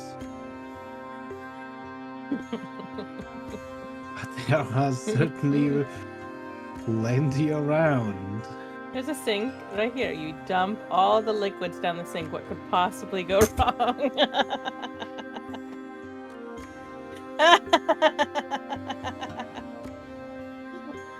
Let's make a mega potion with all the potions combined.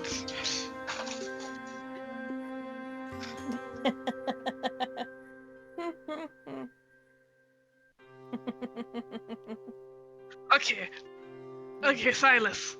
Listen. Potion roulette. Mm-hmm. Whoever gets the cooler effect wins.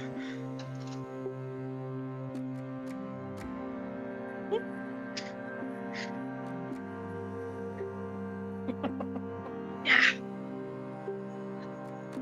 What could go wrong? No risk, no fun. I mean,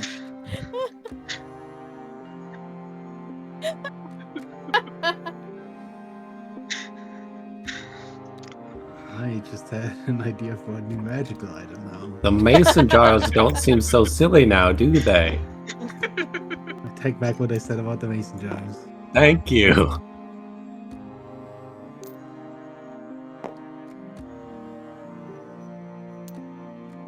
You gonna follow Boltzmann?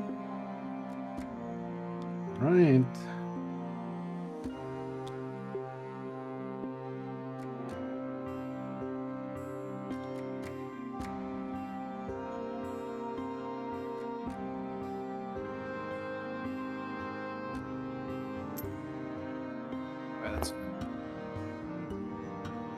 Yeah, doctor, yes.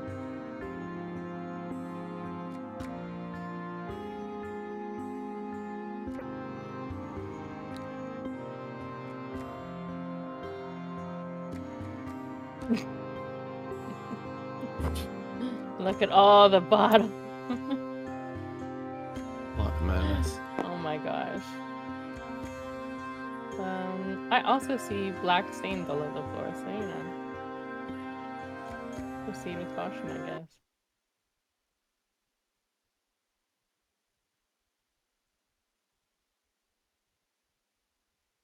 I'm concerned that the music. The next fighting counter so quickly. Uh-huh. Okay, mostly.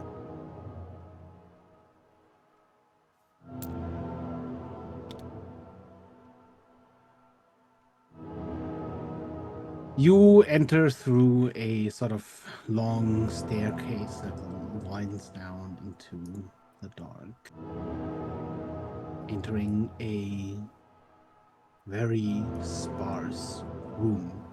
To the left and to the right, you see these fairly massive iron doors, two on each side, with this pane of glass set into its center. You can see through, but at the moment you don't really see much more than just darkness.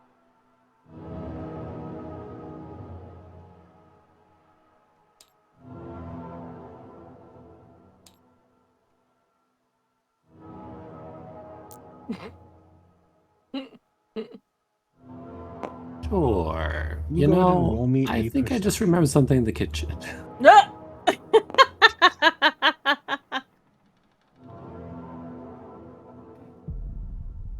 Silas, can you go ahead and roll me a perception roll?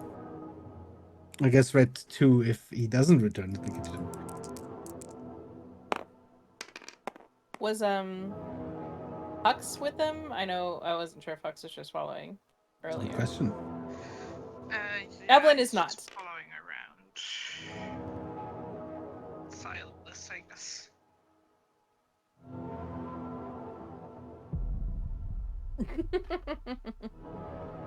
As you sort of move forward, as you start moving past these doors, you hear slight shuffling. Not really shuffling, because shuffling is kind of a dry sound. It sounds a lot wetter than that. But further up ahead, you hear a louder noise. Sort of clinking of metal. Flipping of pages.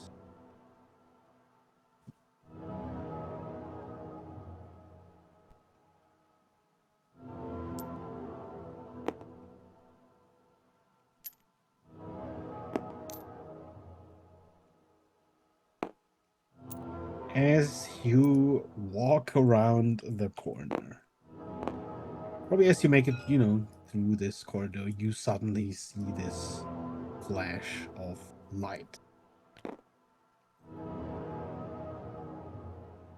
You hear this roaring of fire as you are almost blinded by this beam of light falling through a long pane of glass. At the center of this larger room, you see a sort of circular, cylindrical containment.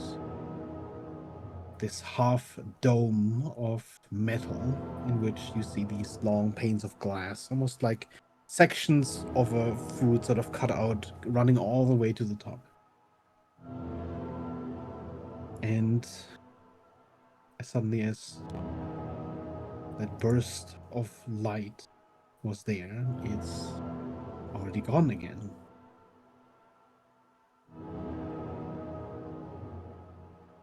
You should probably be careful moving around places you aren't technically asked to be.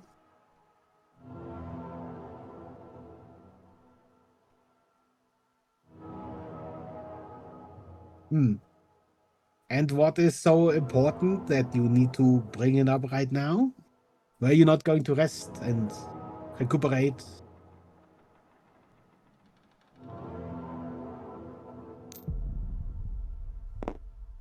Vials.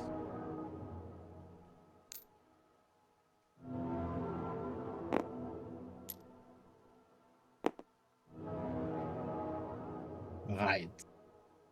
Well, is the right place to ask. As you move over to a large metal crate towards the corner, and you see him sort of shuffle around with what appears to be a complex puzzle lock before he flips open the lid. And you see a ray of these rows and rows of vials, fresh and new. Try not to take all of them. There are larger bottles around, but well, most of them are in use. Haven't gotten around to creating any new ones. And if your boundless curiosity can't be sated sitting still, try to keep away from areas where people are working. Never go into the dome, for example.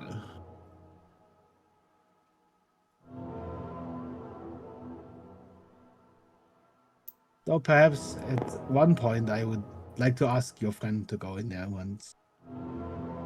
Not with thee. Just for our own safety. I wouldn't worry about it right now.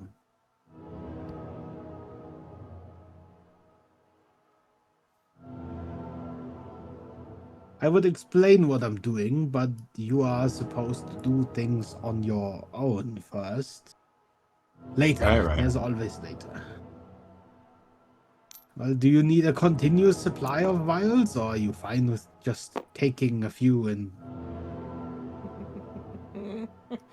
We should try to keep our processes separate, if you understand.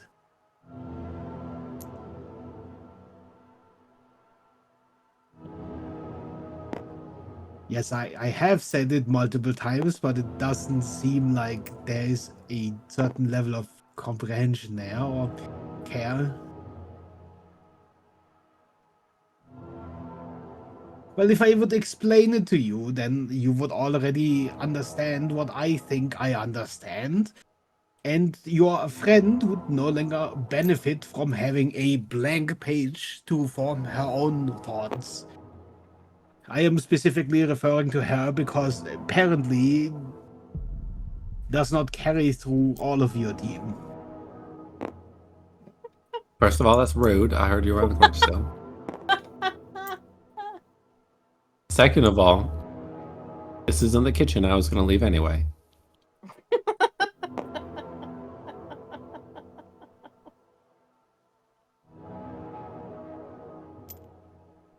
That being said, pointing at the dome, can you make ribs in there? It's part of our process. Tapping his foot at a pace as he's waiting for Silas to finish up.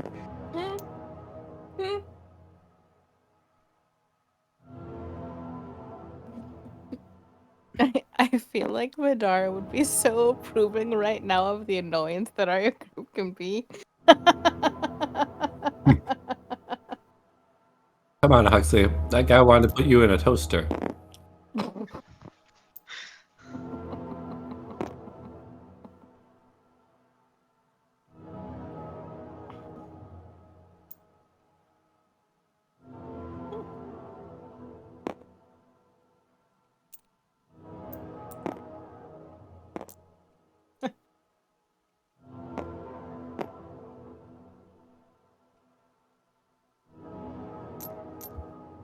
Right, so another lab.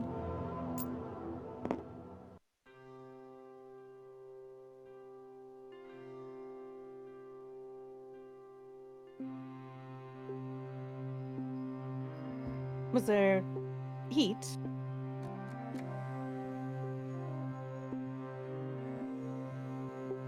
No.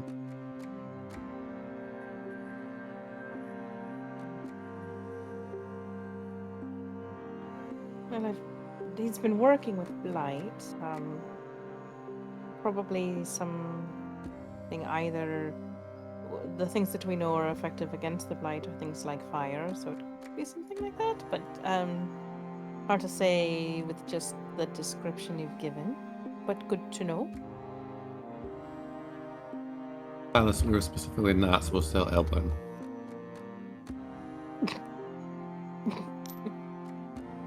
I am. He said that. If that's of use to you. It's he's hoping that we'll come to our own conclusions based off the information that we've come, and knowing what he's working on some level would possibly, on some extent, alter my own perception of something. Yeah. It's difficult to ignore or completely forget information if you are trying to come to your own conclusions. Yes. Yeah. So I imagine it's more along those lines, as he's been very keen to see what assumptions will come to.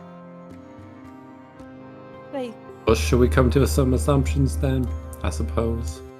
I think some of you could do still with a bit of rest. Did you want to continue to have this conversation? I mean, We I'm somewhat curious about what your thoughts are. I have a few of my own, but I don't know. Silas is just getting more potions anyway.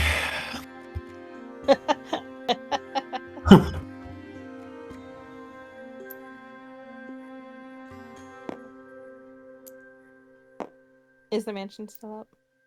Or Nope. a new mansion? Not currently. I can put it, but it's not currently. Ah. Excuse me. I'm gonna check on my friend the Unportable Merchant and see if I can't. You you move up to the Unportable Merchant, where you would usually expect to see him sort of rattle to life. and start moving. There is no movement. You broke him.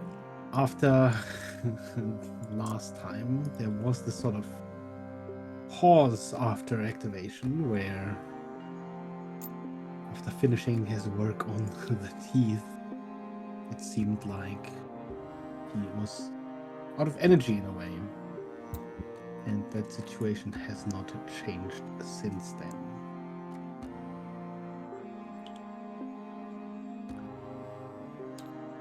I guess that was just this morning, right? Yeah. Effectively. Yes. That's fine. I will put up the portable engine. I went live there.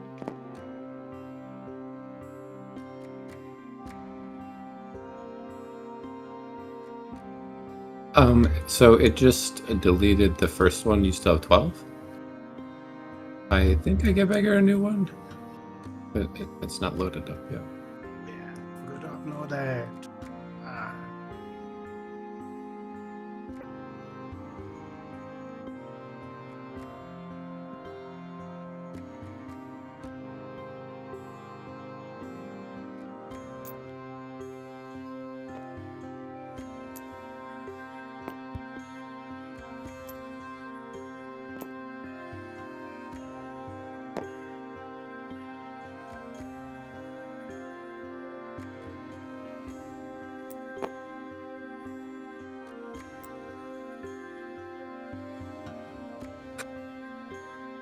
Unhinged. Yeah, We just pay- you can get more potions.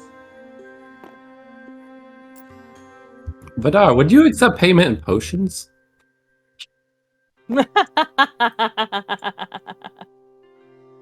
Okay, okay.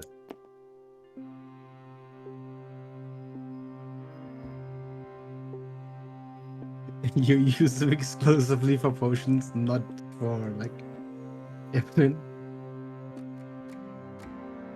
You don't give any to Evelyn. You just use them all for potions. I'm just curious. I just I mean, you did use all of her vials that she normally uses for. Yes, please.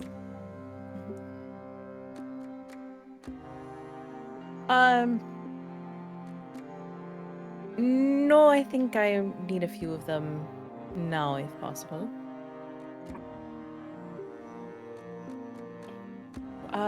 4 for the time being should work.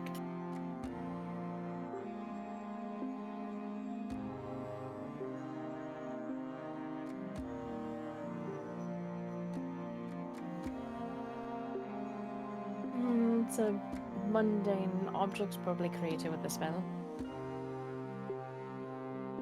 But they are nice quality because of that.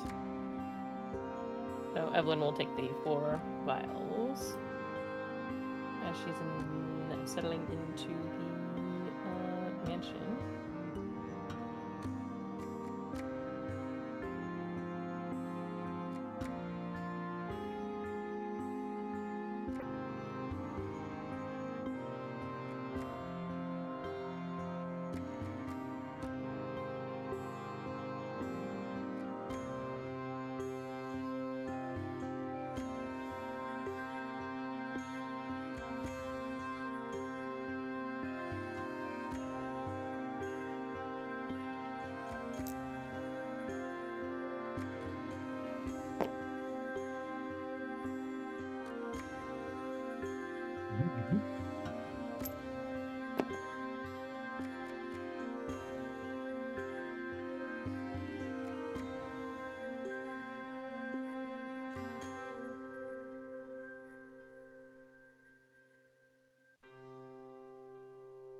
Is Corinne in here as well? Mhm. That's what that looks like.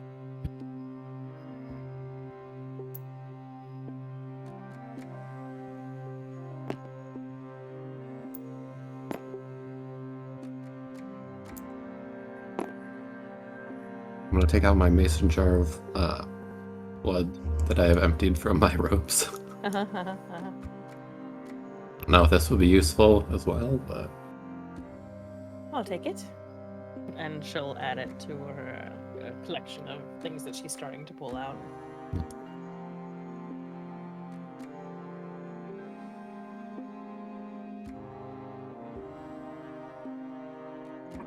You mentioned you've come to some of your own theories? Oh, I don't know if it's much beyond what I mentioned in there. But that the blood curses probably are arising out of some corrupted celestial essence. And demonic, to be honest. Both seem likely based on the conversation I had with the representatives of the Old Mother previously.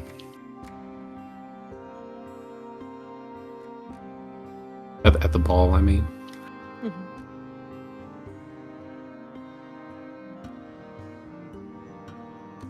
Which is curious then, if that was the case, why the blight isn't here.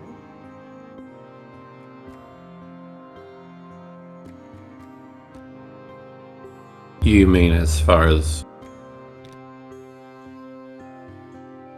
Well, I think that's somewhat understandable in that if it is corrupted but still presents some type of immortality, the blight would have a... There would be much less death, presumably? There's certainly less death among the vampires, and likely the lycanthropes as well, Right. as they have their own curses. That's my thought on why there would not be as much blight here. That even the defunct ones that we came across were not exactly dead. They're down in the old crypt kind of thing. Just in stasis more? True. And if the blights are interested in powered off of consuming souls, there wouldn't be as much to consume.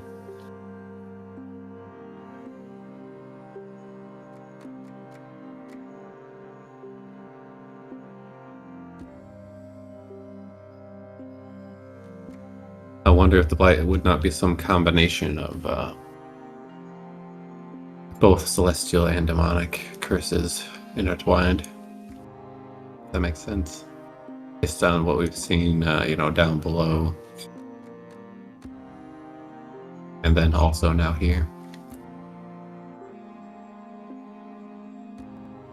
It's possible. It's not really my area of expertise when it comes to celestial and demonic forces.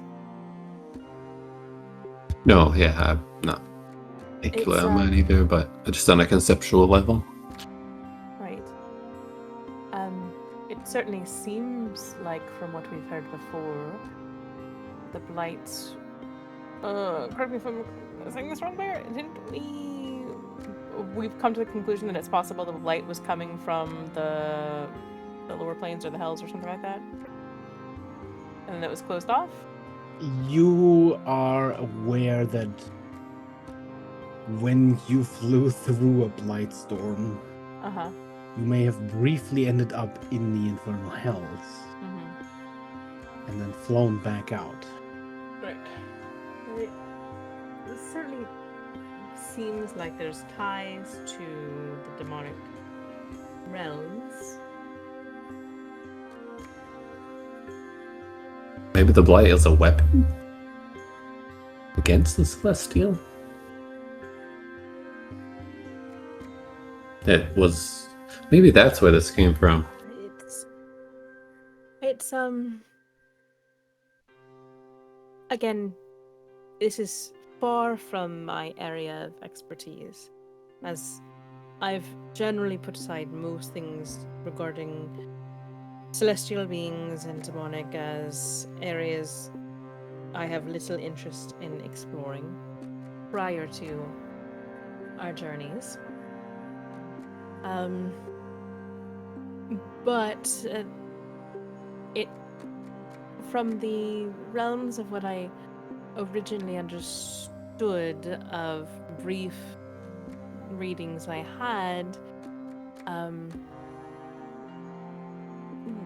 demons in general there seem to be more suggestions of souls having more of a currency on some level. Again, that could be misinterpreted, and scraping the brain, the back corners of my brain to even recall that. Thus, if it is a weapon from the Hells, while it does seem that there is some interference with the souls, I'm a little concerned, or trying to see the reason behind also disposing their own currency, unless they had a way of accessing those souls. Oh, I don't think that the level that it's at now would be intentional. But maybe it started that way. It's possible. And I wonder then if a creature like the one we came across, if it came in contact with the blight, one of the curses could have taken hold in a way that effectively transferred as vampirism or lycanthropy. We know that there's the potential of some form of immortality with the combination of research or some sort of forbidden knowledge when it comes to the combined research of the blood curses, or the blight curses, the vampirism, and the lycanthropy, when it came to combining those. Right. As that was knowledge that was stolen away.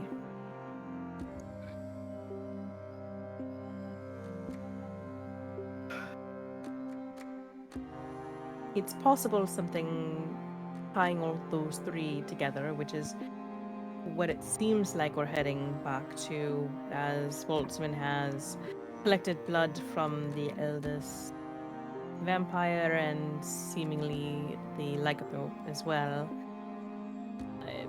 Similar mannerism, though I'm not sure what he possibly collected from the mother. If he was collecting the blood previously from the crypts, and now he's collected more blood. I'm not sure if there's something there that he's looking for, which is why I wanted to try and study and understand the blood further to see why this one was different from the other two sources he's collected. Oh, yeah, sorry, reasonable. Can you roll me a quick history check?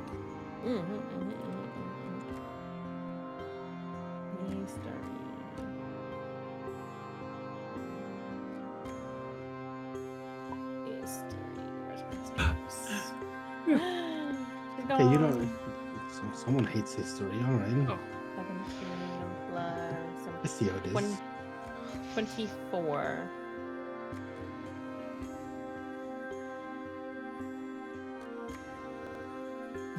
One sort of key thing you'd also learn about the blight, especially in relation to the Dominion, is that last you'd heard they had attempted largely successfully to open planar gates. One of which you obviously stopped from being opened at the Dwarves Mountain. The planar gate to the plane of elemental air. And I'm not sure if you think at some point I gave you a map showing where some of those planar gateways were. But as you sort of flew to the academy that was floating in the sky. As you sort of crossed through the infernal hells, you were moving close to the planar gateway to the infernal hells as that happened. Just in case that helps your deliberations.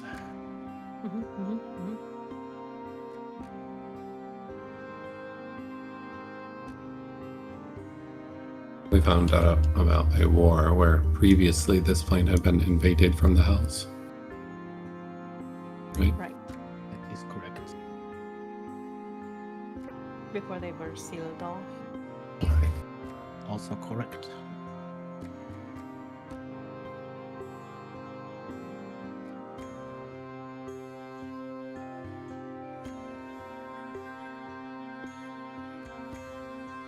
Wasn't it sealed off by someone from the infernal plane? The gateway to the infernal hells was sealed by a demon, I believe. Red may know a story about. My great-great-grandpappy, perhaps. Yeah.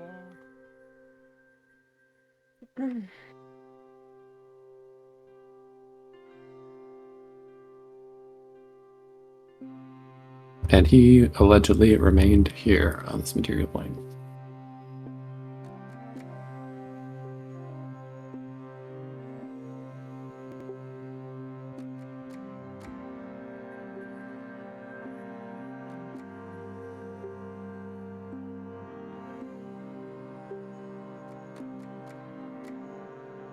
And as far as we know, also the plane of something water. that is way further back in the lore, a very, very long time ago, before you know, the continent experienced the sort of age of magic. The planes were previously, in the past, long ago, disconnected. So that invasion happened after the planes had been reconnected. And then that planar gateway was shut again. Afterwards. That combines with the theory that there's been, as well as this sort of spiraling end that we're heading towards. Convergence, perhaps?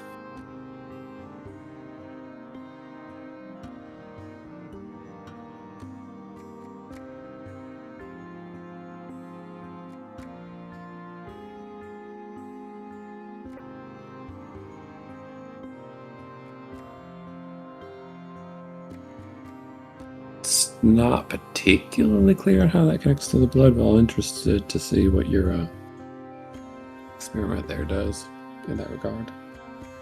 There's something they don't want seen in the blood. I'll look with your special eyes. Which Evelyn's going to try and do a deeper dive into the blood itself. Once again, kind of casting Identify on it, but using the physical instrument that she has, if she can, to try and... Which blood are you identifying? The blood that she got from the vial that she pulled down where they just were. Using the physical instrument to help discern if there is anything that she can gain towards that, while trying to like pull in anything that she's learned over time to try and see if she can... I know the mother said something along the lines of like there were things that couldn't be seen, or that there weren't, because there were things that could be seen, which seemed to be very similar to what was happening with the lycanthropes of this past or future that people are seeing that is so terrifying, or something that people are trying to hide or suppress. or some truth that they don't want out there known, is how Evelyn sees it. So she's trying to see if there's anything that she can pull from said blood. If that makes sense. Go ahead and roll me a medicine check with the bonuses that you would get. Yeah. I give you a little guidance. Sure. 17 plus our guidance. Please, that's 20 plus my medicine brings it to 37 plus the bonus brings it to another 5. So that's 42. Jeez. We get to 50, do we win the game? Not funny. I think we win D&D. I'm a little extra smart because of the T right now. I made Only by 2. check the other earlier that actually kind of getting close to those kinds of numbers. Anyway, Only when medicine is in play. so the first thing you discover, of course, under the microscope is the form of the blood cells, of the blood that you'd gathered. Some of the blood, of course, uncorked, starts coagulating, implying that for some reason, as you were on the mountain, all that blood, despite it, being there for a while, had not yet coagulated. Much like the sort of pit of vampire blood, something had preserved it. The blood is distinctly of a celestial nature, as you assumed. I would assume. Yeah. That's what she was assuming.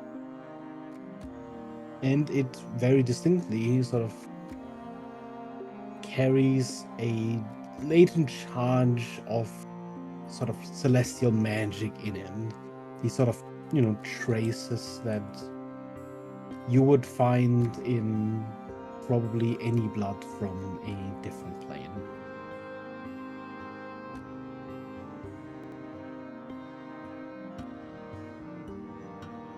But other than that, you don't really find anything immediately giving you any clues or out of the ordinary.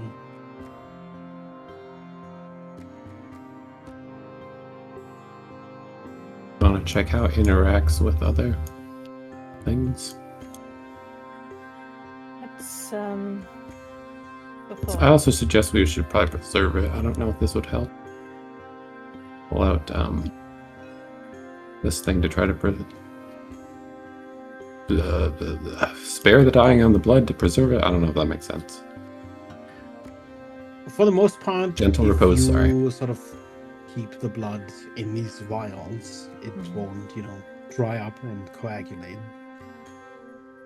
But you could certainly introduce some magic to keep it sort of fresher, more well preserved.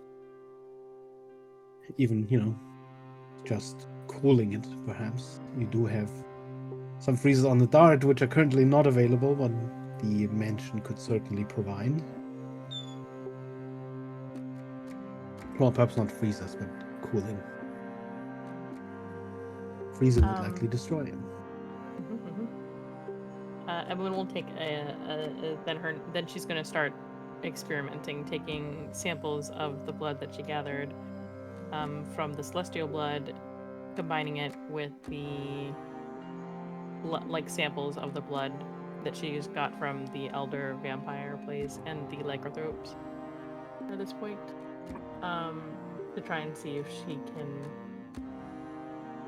watch or observe any unique changes or anything that's happening when she merges those.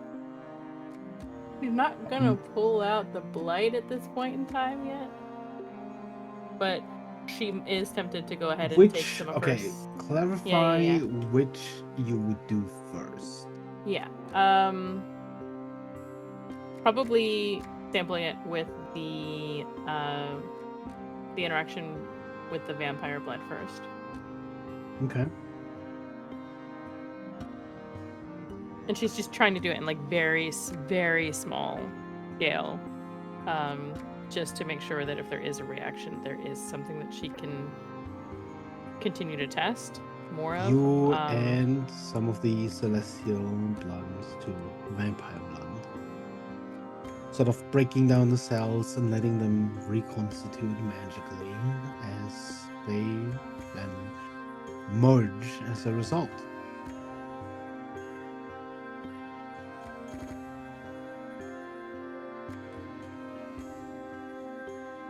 Initially, observing no change. The celestial blood seems to sort of merge with the vampire blood without much issue, taking on the same qualities and properties. You end up simply with a larger amount of vampire blood. Then she would probably go ahead and add the lycanthrope blood to that.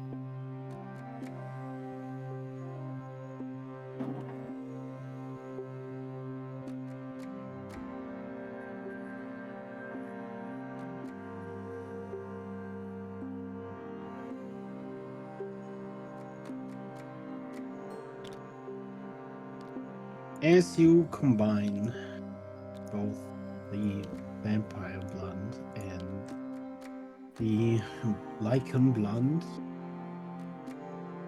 you again break them down, let them reconstitute, and observe a change. You observe that the form of the blood, the cells, slightly shifts. Notably, these two strands of the cells and sort of have a distinct form that separate them from each other become almost equal.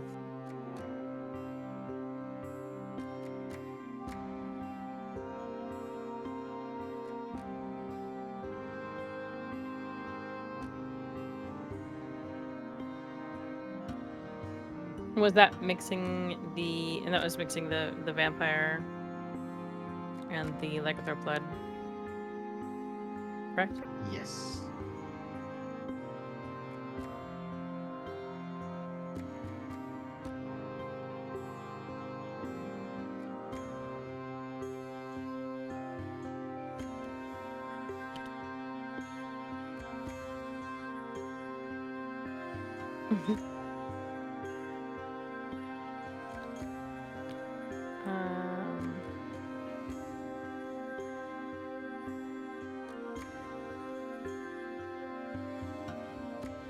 I guess then she would try and add... let's see. I think this is what I have for the vampire, right? I think? Or is it the... I have a label on it. Is that my vampire blood? Broken. Yeah. I believe that is the blood that you retrieved from the pit, potentially.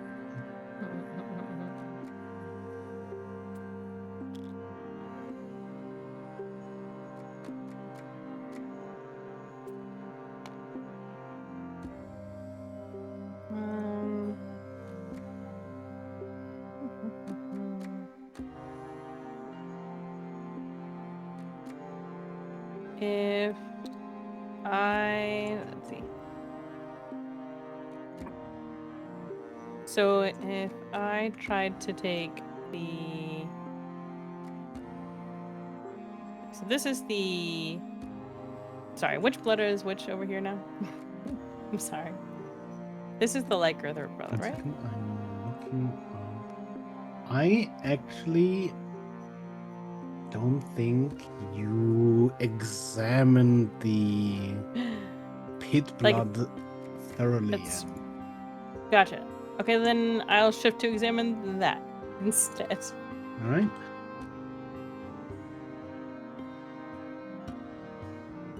This is what the pit blood looks like. This is your sample of the blight. Mm-hmm. The cursed blood. So this is my curse blood. This is the pit.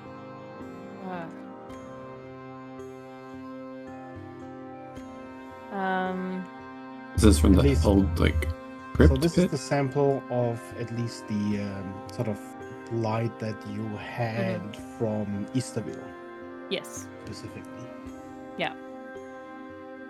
So that's my blight. This is the pit, and these are the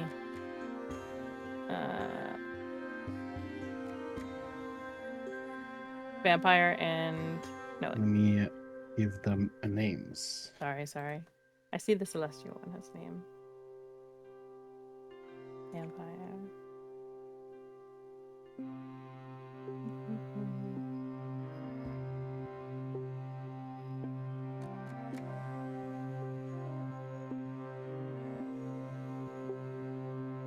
Excuse me. Yeah. Oh, just easy today.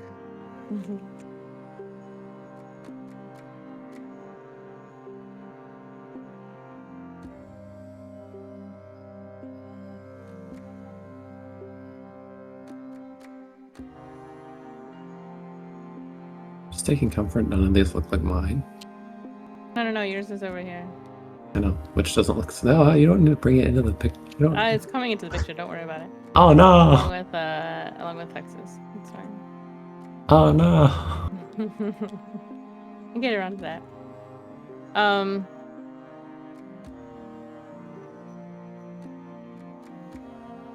Need Silas's blood in here. I feel like he's got left out. I think he's got humanoid blood. Yeah, you can pull He's just that out got too. boring humanoid blood. Here, hold on. You got one of those. I also have the silver blood. Yeah. I've got humanoid blood. I've got silver blood. Fancy, right? All my blood. Well, it's not your blood, but I No. guess you. No, own it is my Okay, blood it's now. your blood, I'm sorry. Okay. Then the pit blood specifically, when we're referring to that, which is that again? Just so I'm on the same page. Yeah, I've made them. No. Where did I get the pit blood from? This is Okay. the blood. Let me clarify. Yeah. Sorry. Vampire pit blood. Okay, thank you.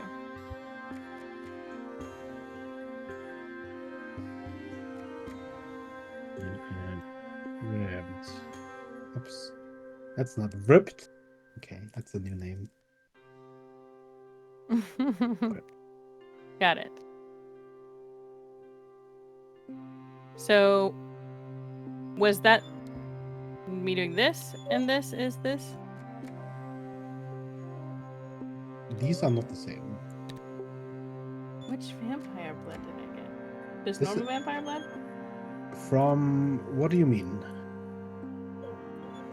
Well, this is the vampire crypt blood. So this is blood you got from Vidar. Oh, no. Sorry, I wasn't messing with Vidar's blood. Yeah. Wait, I so you're wanted to mess- wedding this to this? Yes, to the lichen blood. Okay. Or If that. you added these,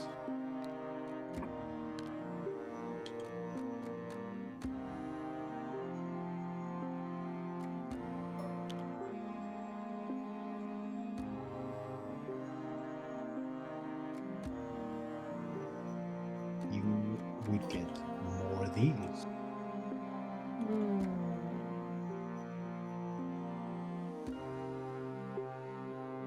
So it seems like the vampire crypt blood overtakes the lichen blood. From what I can tell. Mm-hmm. then if I instead mix the celestial blood with the vampire blood, what happens?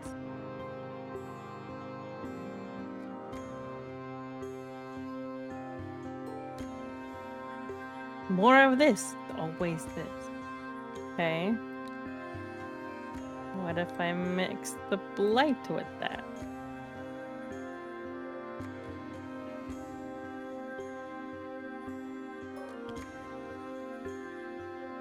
That's a stronger.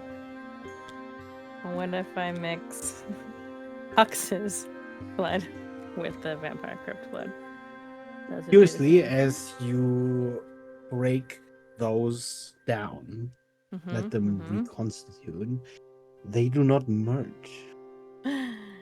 Interesting, The interesting. blood stays separate.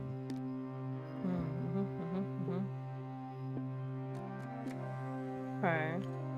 So then if I take the vampire blood and the lichen blood, I was getting Equal like parts. vampire blood? Equal parts, right? What if I took the equal parts of those two mixed together and also added in the blight?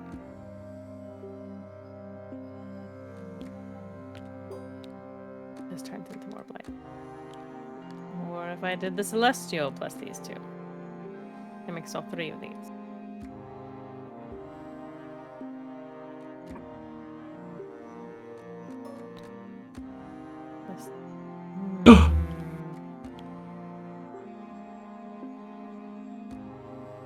Vampire blood's so strong.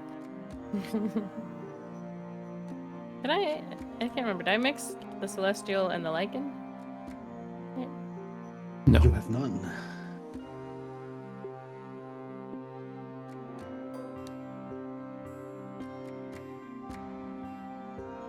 Wait, what?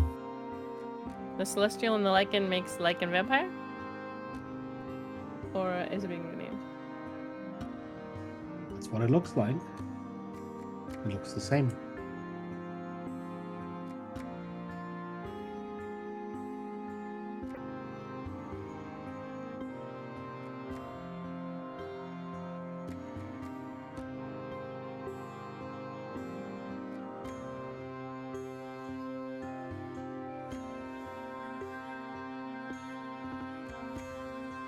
If I mix 2 samples of the celestial blood together, is there...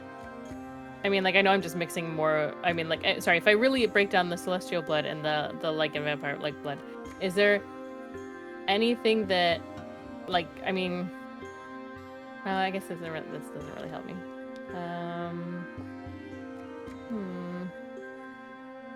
What if I take the lichen vampire blood and mix it with the celestial blood? Does it just continue? Like if I add more celestial blood to it, it just turns into a vampire. Purifies it. It takes the lichen out.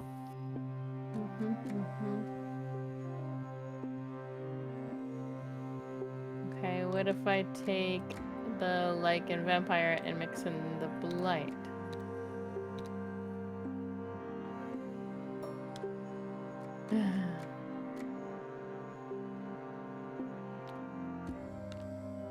What if I mix in Hux's? They separate. Hux, your blood doesn't like to play with other people's blood. What Here if it I get a comes. fresh sample from Rhett and just take some of his sure. blood and mix it in? What happens? Yeah. Get out of here, vampires. Vampires are celestial. Vampires are celestial in some element. And why? What does that mean? Well, lichen then comes from a demonic bloodline. Yes, right. A celestial bloodline. Okay, what if I put in a sample of the silver blood with the lichen vampire blood? the two stay extensively separate. You can tell that whereas Huxes. the blood you're Oh. dealing with so far is a distinctly organic compound. Yeah, this The one's silver weird. blood is an inorganic compound. The two just simply do not mix at all. If Silas is saying there, she'll just go ahead and take Yeah, I mean Huxes and the the silver two blood just together. don't mix the Yeah. same way. But for the sake of it, we'll go ahead and take the lichen vampire blood and add in. Try and get a fresh sample from Silas to see what happens out of curiosity. Are you describing this as you're going? Because I'm like sitting here. Yeah. She'll outward explain what she's seeing is. Can you try my blood and a regular I'm vampire sorry, blood? it was the wrong one. Excuse me. Sorry. Hey. Excuse me. Okay. But you wanted it with the regular lichen blood? Regular vampire. Mm-hmm. Because it counteracted that in that one sample. What does that do?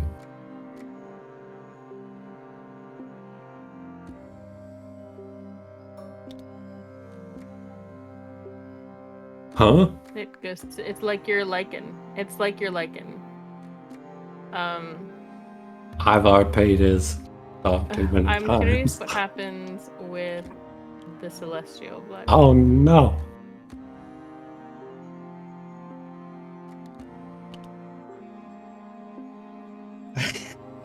That is gonna be mind-breaking. Well, okay. Well, I'm not as you pure brought it as that down- was, yeah, to be yeah, fair. So you brought it down in quality. So you're. I need to delete some duplicates here. I'm a little confused. There you go. Okay. So as you. What happens if you mix humanoid and celestial?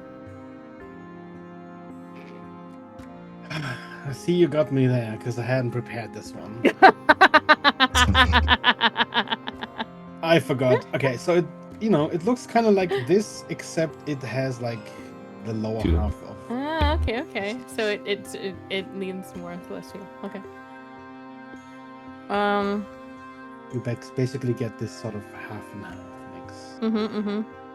Here, hold on. If I'll I take draw it that for you. half and half version and I mix it with Rhett's blood.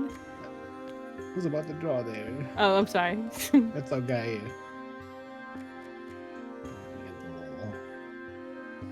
Okay, Yeah. that looks horrible.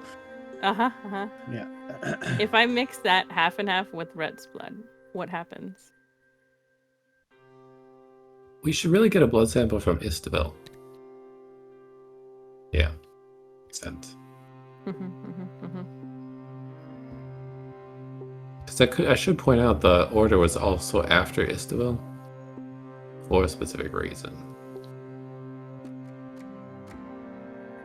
Well, Istabel was lost her physical form and she's Sorry, not Istabel, Ithiliana. I'm so sorry, I misspoke.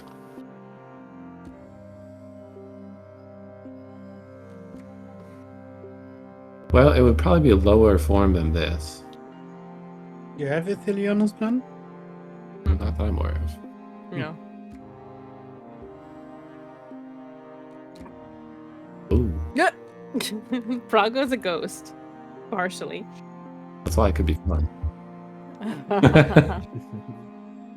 Well, let's see. This is a stronger vampire. What could counteract a stronger vampire?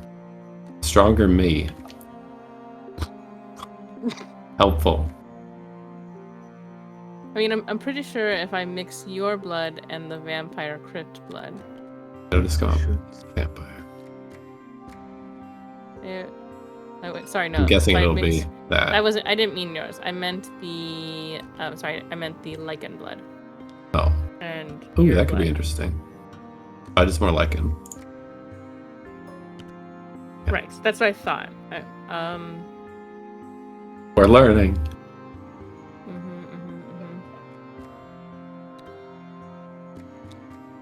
But what does it mean?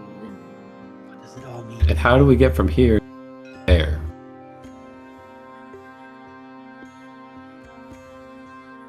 Can we try this and Huxley's blood? Have we done that combo yet? I don't The think it two makes stay sense. separate. I say separate completely. So far. What at if I least. take the silver and the blight? Reject. And if I take Hux and the blight? The two do merge. Oh shit.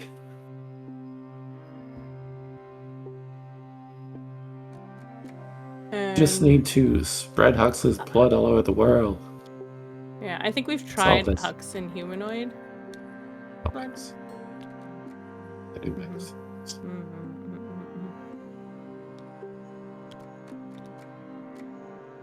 We could. Yeah. Not a The terrible blight is solution. stronger than the celestial. The blight pretty much is changing every blood into Except blight. Huxley's. Except for Hux, because it stays as blight blood. It stays like Hux's blood. It does merge, but it kind of continues. Like, so the blight is the strongest equation here. But Vampire is right below it in strength. Right, because Vampire comes out pretty strong. The vampire blood is erasing the lichen blood. Because I think that's what, if I did the vampire with the lichen vampire, I think I just got vampire. Did I get it right? No, I got this. So we think this might have some aspect of blight in it, perhaps. Right. So if I had to, it would essentially go the blight, or I guess technically celestial vampire. Let's check. Did we check these two? Yeah, it comes out with the vampire.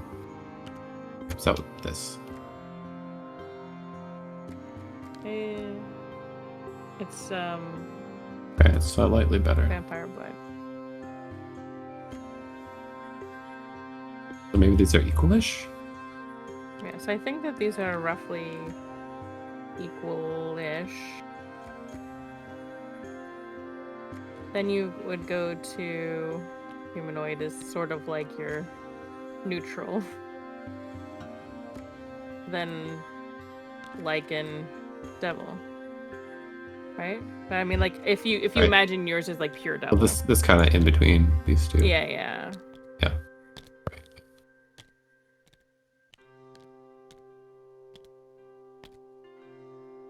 And lichen. But I'm vampire is also essentially right over here. guessing. I'm also guessing it was like corrupted devil, That's what I mean. Like, and then there's- blight on this end as well.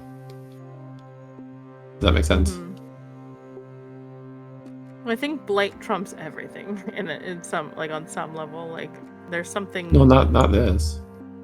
Well, it's Sort of. meaning, it's sort of like almost the same. A level. Yeah. It's not necessarily. But this doesn't mix. This takes with over. This anything. doesn't mix. Yeah. Yeah.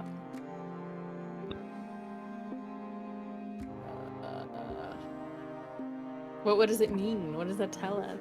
Why was that so important to get the celestial blood? The boltsman.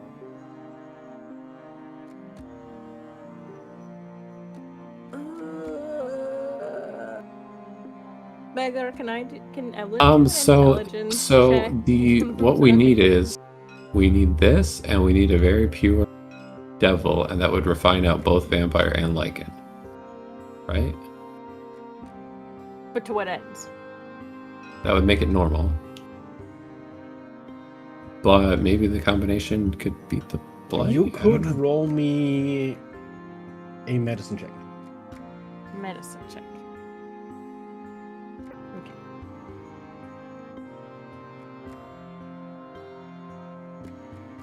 Mm, 11 plus 17, so 28. Mm-hmm.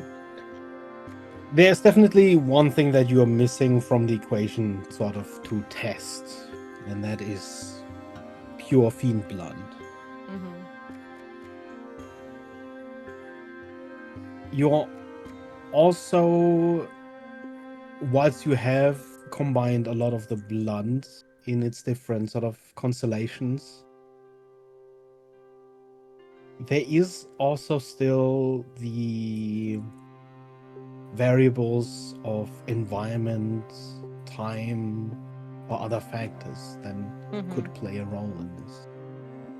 Much like, for example, you've observed the silver blood, of course, it being a completely different thing, might not be the solution, has decayed in certain circumstances. There could be potential similarities. That would be an example of, a time variable. Right. Evelyn's going to also take... know that heat affects the blight some Right. way. So Evelyn's going to start a experiment, working on combining essentially a set of each of these combinations in a small sample size of a vial. She's going to ask Silas if she can have more vials, or if he can get her more vials.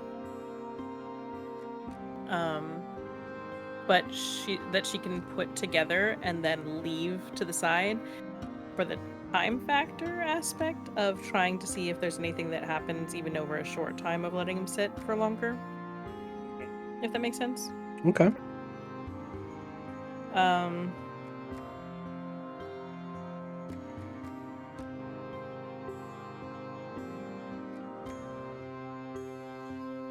Yeah.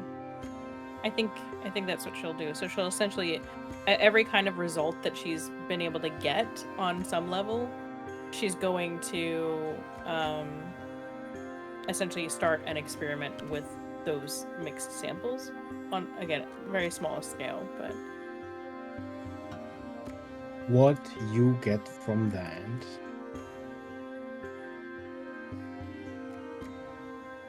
is this.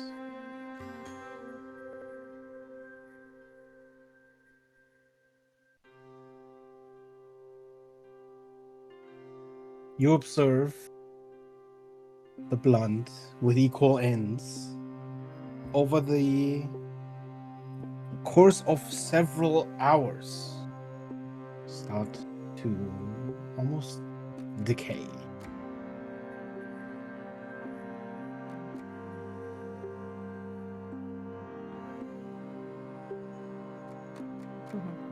As you observe this, you see that this process is also not done yet.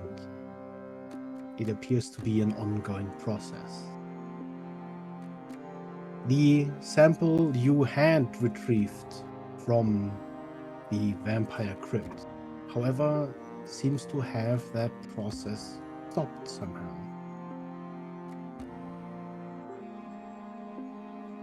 okay. If you'd like, I could also attempt to summon a lunar devil I know and take a sample. Just as an absolutely crazy suggestion. That might be another fight today. Right. Just a thought. Perhaps not today. It's also possible that Boltzmann has a sample. Yeah. Well, he said we were going to the Hells soon enough, so maybe not. Right. That's right. It seems like we're about on the same track he is. In a way. Well, I mean, yeah. Just attempting to try and connect the dots as to why the blood in of itself ties into this concept that the world is spiraling into some sort of convergence that we're heading towards with this repeated cycle of life. What is Boltzmann seeing? Well, This I mean, point at the end of your experience, it is late night. Of course, if you wanted to continue, you could forego doing a long rest.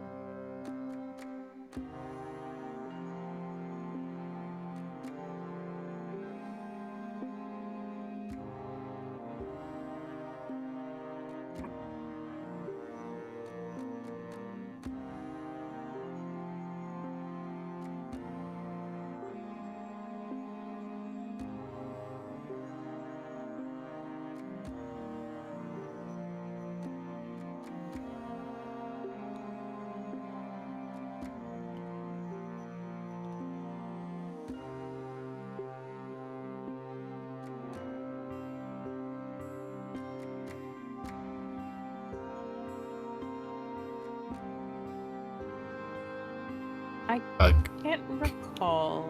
Has Silas been able to slip with any of us before, or just him? So I can't recall now if every time we've been there, if we've ever been to this.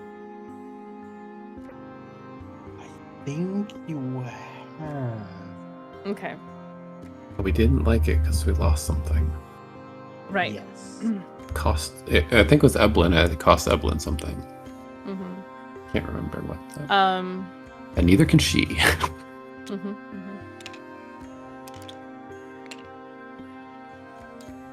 Did the cocoon feel like it was coming back or decaying further? Does that question make sense?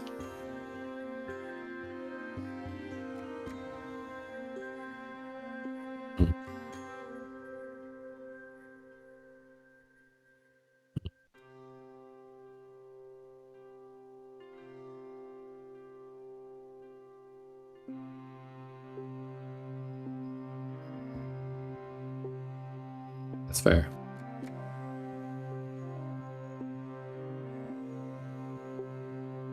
Would you attempt to pull me through with you again?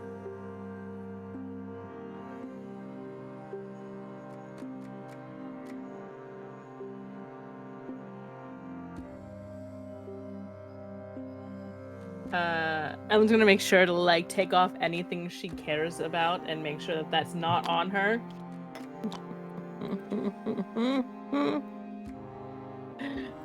But she will leave several things on her that have lesser value to her, if that makes sense.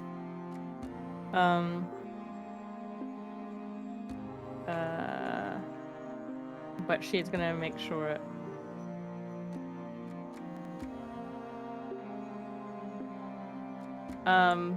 She's going to change her armor to the Time Warden armor, but like most other things she'll leave behind.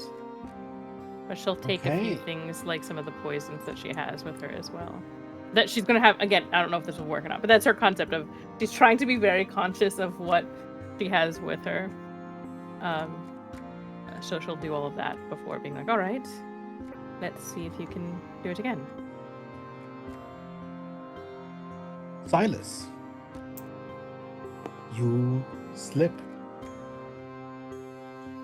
and you see that the same image, that distant giant, that sort of strange translucent webbing, almost like a cocoon.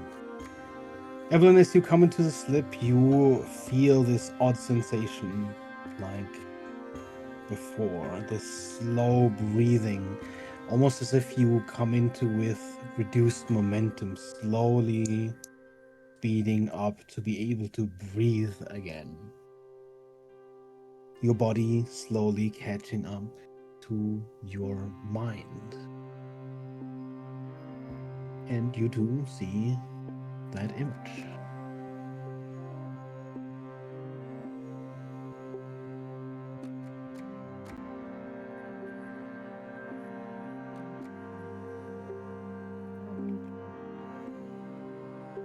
Yes.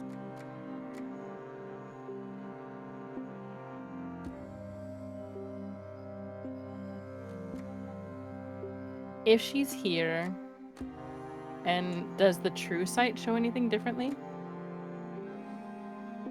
I know it's a It short does range, not. but shorter-ish range, but and if she puts detect magic up, You see nothing. Even as you would look down at your magical items, you do not see a glow.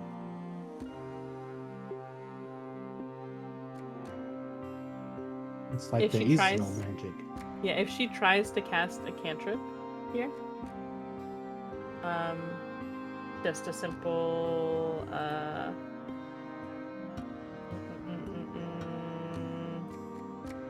like a simple prestidigitation. Does not work.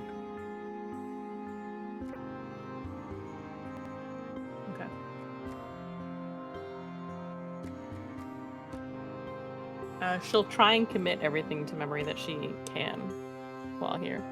Mm-hmm.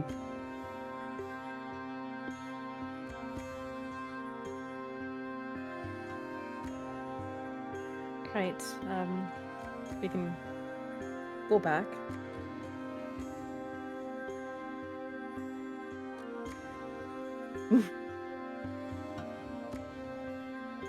You pick up momentum, and again you slip. You feel that same slowdown, that same speed up of your body sort of lagging behind your mind, but this time in reverse. Similarly jarring experience as you return to the Magnificent Mansion. Being aware of your items, everything you have on you as you check, none of it is missing. Can you roll me a 1d20? Oh dear. And Silas, you as well.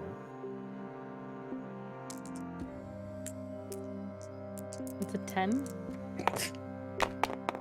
What's that? What's that? Nothing. It's fine. Evelyn, Mm-hmm. you fairly quickly realize what was taken from you. It's a memory. In fact, even though you just saw it, you've already forgotten what you just saw.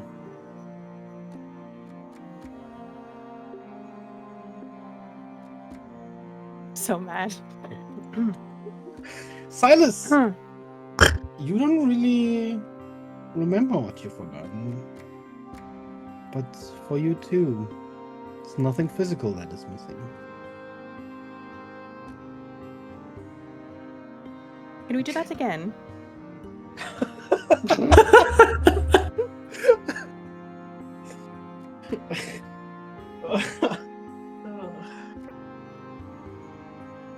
Yes, please. Oh my god. The second time, the sensation isn't as bad. And as you return, both of you, roll me a d20 again. Roll another 10, I dare you. Get me so mad. Oh, It was an 8. Silas.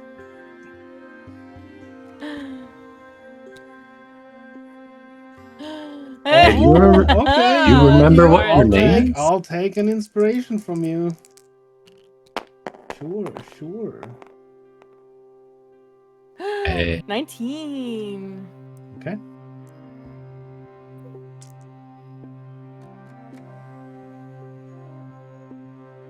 What did Evelyn 8. roll? Evelyn, you notice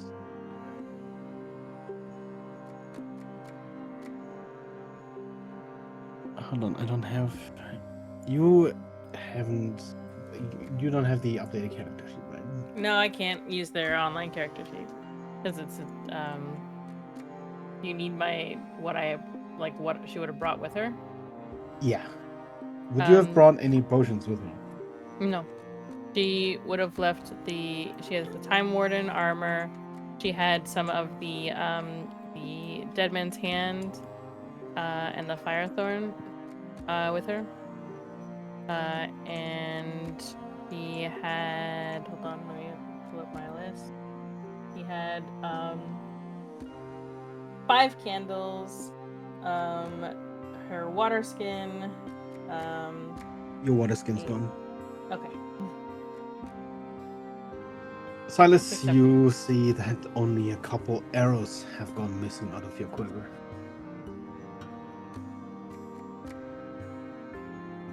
Right, thank you for letting me test my theory twice. I was just gonna act like that was the entire point of asking.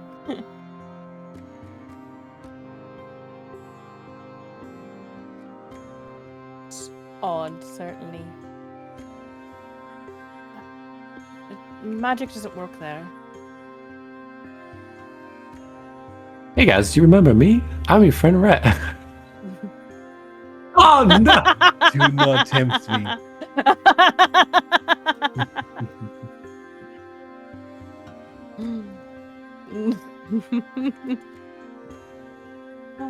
Oh my god!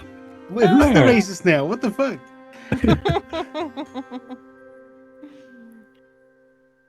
We can't use magic there. There's no magic at all there.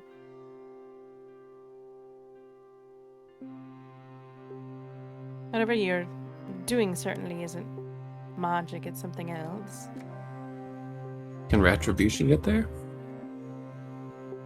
I didn't Oh, sorry. try. Oh.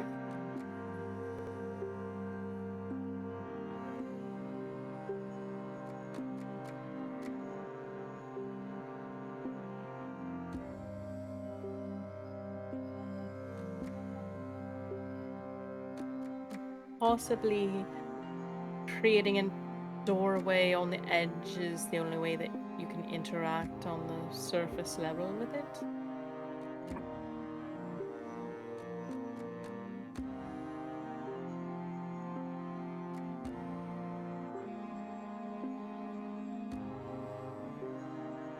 It's definitely different. Drastically so. Last time it was like skeleton bones, right, that we saw? Ish. Fleshy.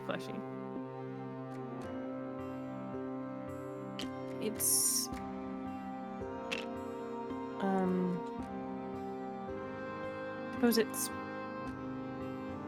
possible it's leading up to something, whether there's some theory that the world is spiraling to some sort of convergence or some new cycle, perhaps that's preparing for that. Certainly disturbing.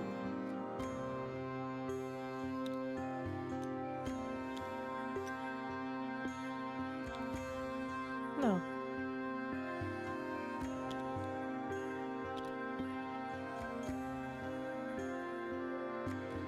Right, Shall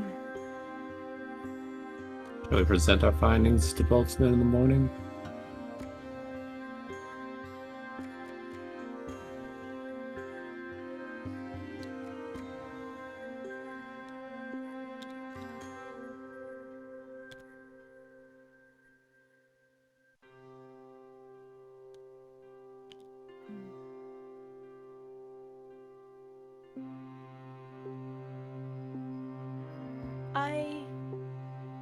anticipate that there'd be some element of hux that you'd see there.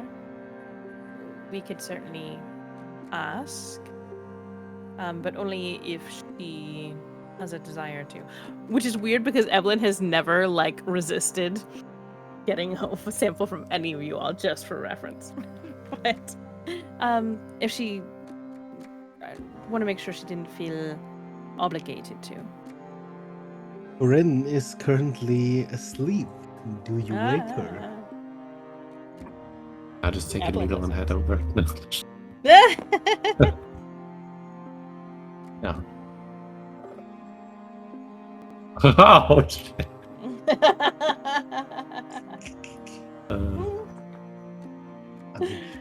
Right. I need to probably go to Probably best for all of us to get some rest. I'll see if perhaps time can give me some further results as well.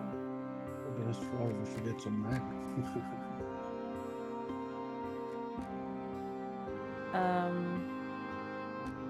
Okay. You settle down for a long rest. And you may complete it. You awaken in the morning well rested.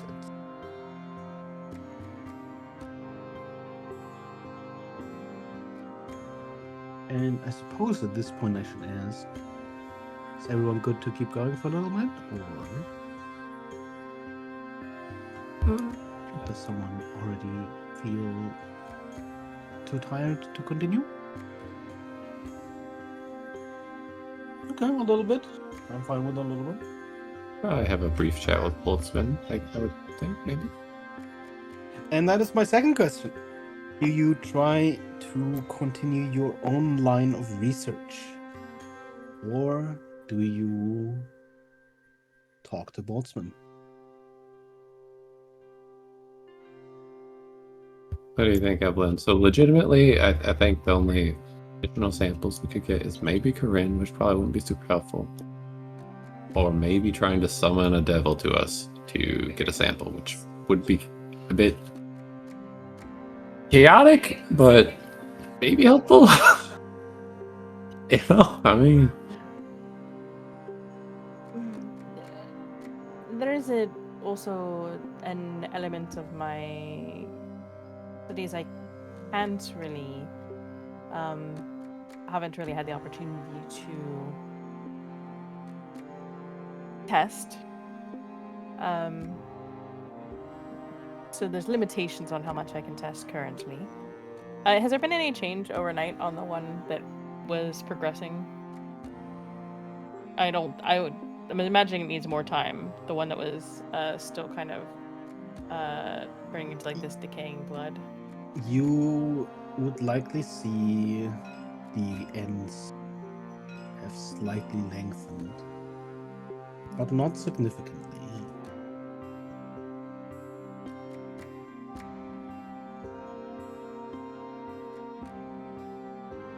Okay.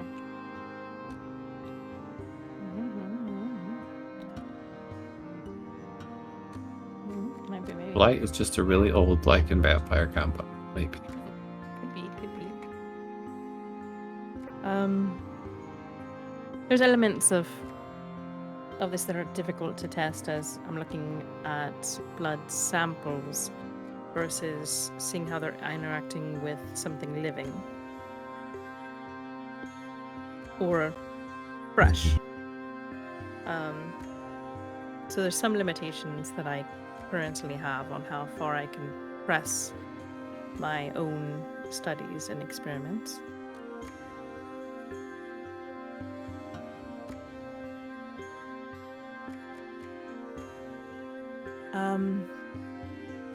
But we could perhaps have a conversation with Boltzmann.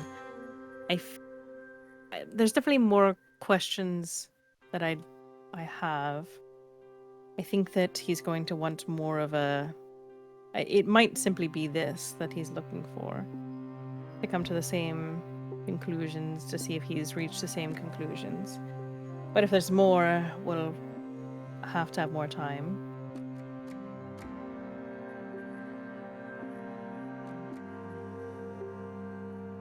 I think that the freshness is an interesting thing because the celestial blood, remember, and the older...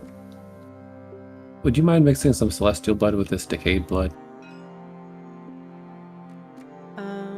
Yeah, well, we'll take a little sample of the decaying blood and mix it with the celestial blood. How much celestial blood? She'd probably try and do like a half of the portion of the decaying blood that she's got going. Like just percentage-wise, celestial to decaying. Right, like 50%. So like So not half equal and half, parts? but like no, sorry, like a quarter. A quarter Okay. celestial blood to the mix. So 3/4 decaying, 1/4 celestial. Yes. Okay.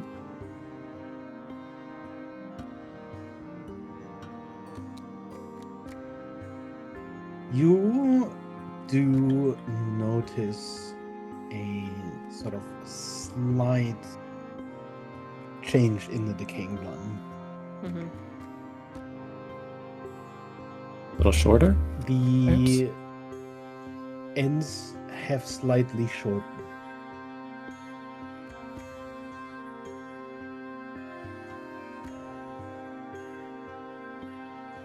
And we know that celestial blood refines out lichen blood eventually. Right.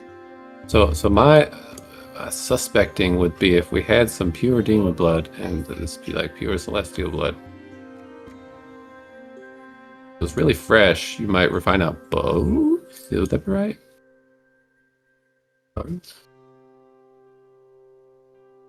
Possibly. Like it's like fighting the Which decay. Is that Unfortunately, right? could tell Boltzmann that before we want to come to our own solutions with him, that we want to get our hands on some infernal blood, since he mentioned going to the Hells.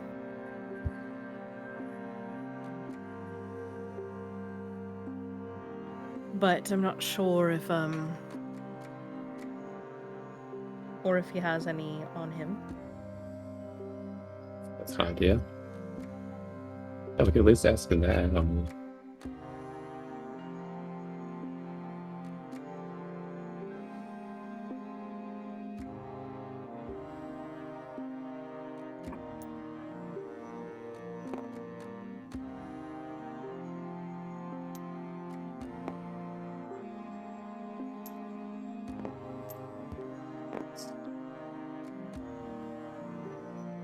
Yeah, Possibly.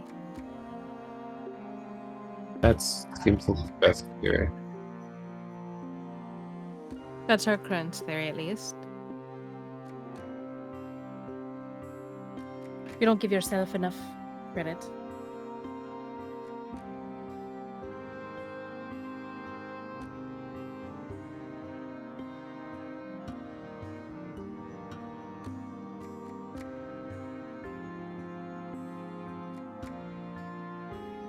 Yeah, Evelyn won't notice because she's oblivious half the time. She's mostly probably focused on the blood samples in front of her as well. But yeah. Right. So do we want to talk to Boltzmann? Do we want to talk to Vidar? Let's talk to Boltzmann.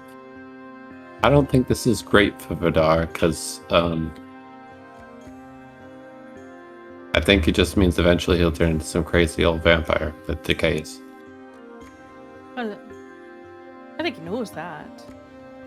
Oh, well, okay, Yes. maybe he won't. Oh, Most of the Gosh. vampires in the crypts that we've seen are the eldest or the elder forms of vampires. Now, I think there's some element of that's somewhat controlled by actions that he takes for himself, similar to how steps he's already taken.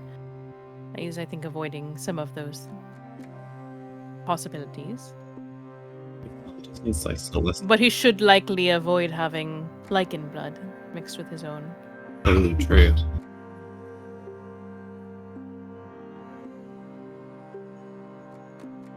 No, I mean that he might turn into some like cursed kind of thing is more.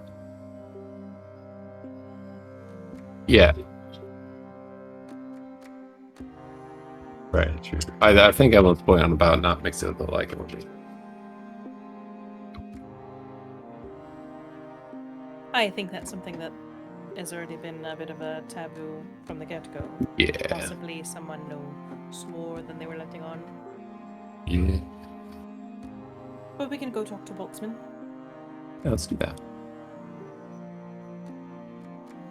As soon as you step out of the mansion, you see both Boltzmann and Vidar. As the first of you steps out, you see the sort of rim of the hat rise, and you see Boltzmann staring at you. Ah, good. I have confirmed the latter half of my theory as far as possible. If you are ready and would follow along, I could demonstrate. Intrigued to see what you want to demonstrate. Evelyn will follow along. See if you catch up with us.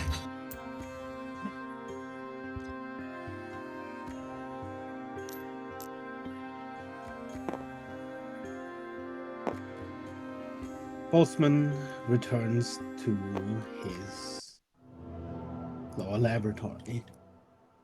As you follow along, you once again move past the cells and into the room beyond.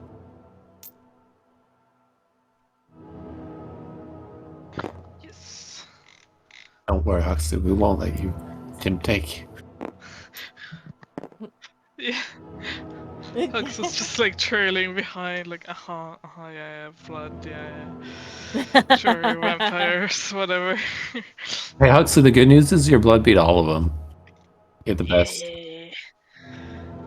Maybe I don't need to transform into a dragon. Yeah, probably not. Unless we haven't tried dragon blood yet.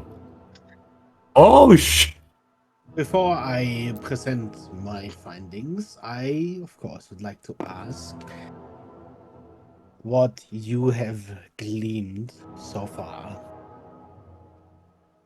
We have limited access as far as the supplies and equipment, but from what we've been able to come to is that there is a relationship between vampire blood and celestial blood and lichen blood, and we have theories as to what lichen blood is tied to, and that there is a balance somewhere in between those, where perhaps there's something else that is closer tied to the blight. with an element of time, right? So you're thinking. Unresolved as of this point in time, but it's a balance of purifying or strength of blood that binds them on different levels. And how does this fit into the world at large?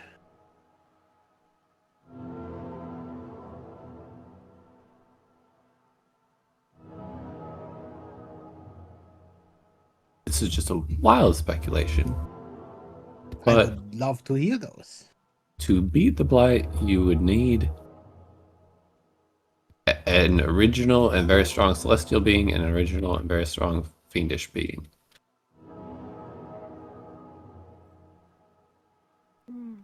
That's what you're looking at.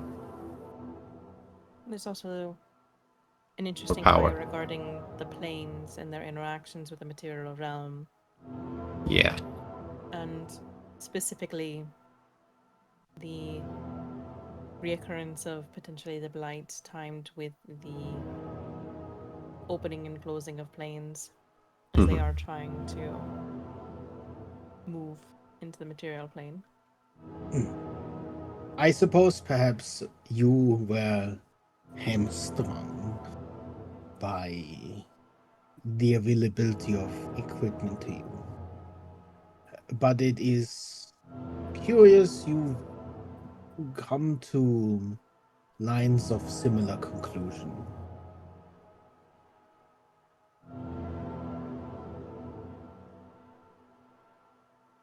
And your conclusions? You see Boltzmann move his hand, and you see the major image of blood cells appearing on, sort of projected onto this pane of glass. What you see is the familiar form of both lichen and vampire blood. As he turns to sort of project the major image, can you go ahead and roll me a quick insight check? Me or anyone? This is not my. Okay. This is what I rely on Rhett for. Oh, If no. you are paying close attention to Boltzmann, then yes. Yes, yeah, I'm paying close attention. It's only 17. Well, I got a 12, so. I have a +1. I rolled a 16. Nice. Oh.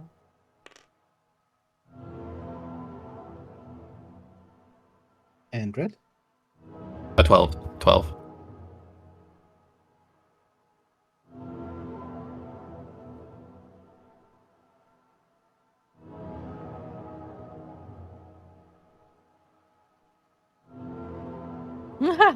Nice. Go Do ahead. it. Ooh. Oh my goodness. You take note that before Boltzmann turned to project the major image, both of you see this.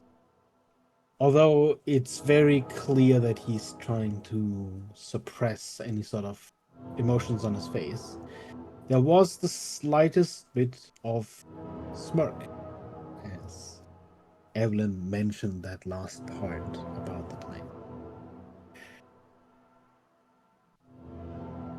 Here we see the cell of a lichen and the blood cell of a vampire. Of course, undeniably, the two bear a striking resemblance.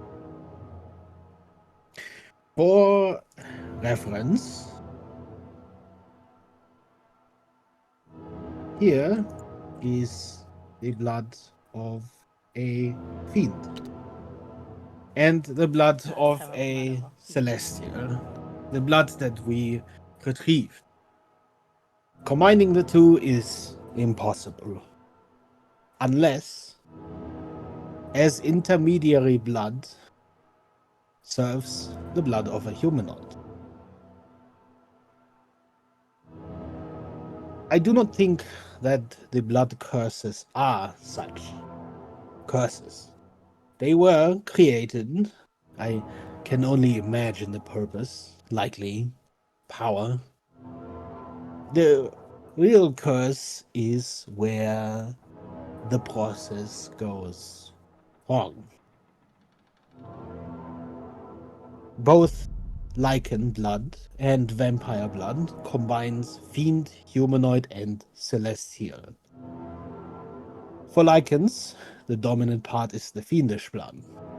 For vampires, it is celestial.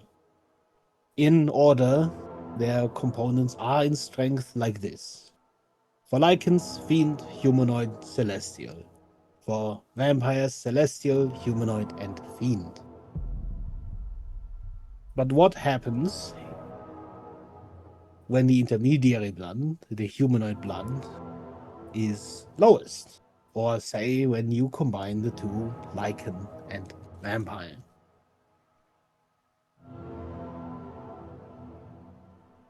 I'm sure as you've deduced, and you see another major image pop up, the process is lengthy.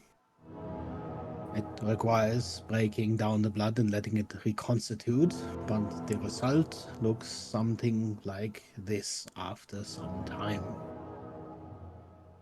You note that the protruding spikes are roughly the same length, unlike the individual blood cells.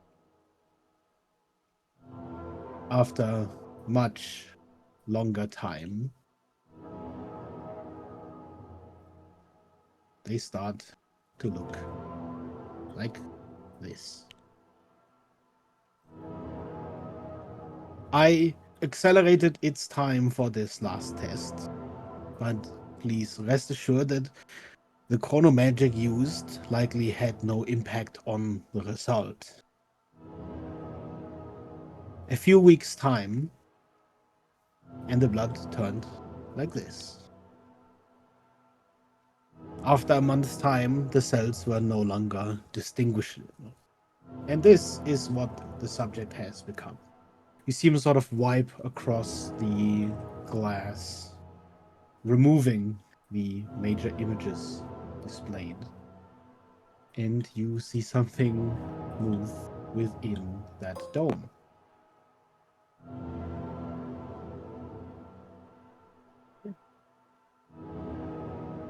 It's not quite the same as the cursed bloods you know, but I believe the process is the same on an elemental level. We could call this a pseudo-blight. This next step is impossible for me to replicate without catastrophic consequences. This is why the blood was necessary. A replication on a smaller scale. Blood from a different plane carries the unique elemental compounds of matter from its place of origin. A rock from the plane of Earth is not the same as a rock from the material plane. Does that make sense to you so far? Of course. The effects of the blood curses, lycanthropy, vampirism, their cause isn't the blood itself. The blood is only the carrier, the medium for these planar elements. They could have used dirt instead and created some sort of vampiric dirt golem. You hear Vidar sort of clear his voice. The cause is the overlap of planar elemental matter. The upper planes infused into celestial blood, the lower infused in fiendish blood. The combination of two planar elemental matters that do not or are not supposed to combine. You've drawn a close conclusion. You've seen what happens when the blood is mixed without the humanoid blood to lessen the effects. You see him sort of tap on the glass. The blight is a result of planar overlap. It is raw, unmatter forming from the melding of two separate planes. Planes colliding, if you will, or as you may consider it like two continental planes. The two push into each other, but instead of mountains, you receive an amalgam, a cancerous growth, the blight, which then breaks down the borders between planes, exponentially accelerating the process. While I cannot prove it fully, it explains many things. The blight structures connecting between the planes, why the Dominion had previously disconnected the planes from one another, and why both vampires and lycans have the capacity to fall when their blood becomes unstable.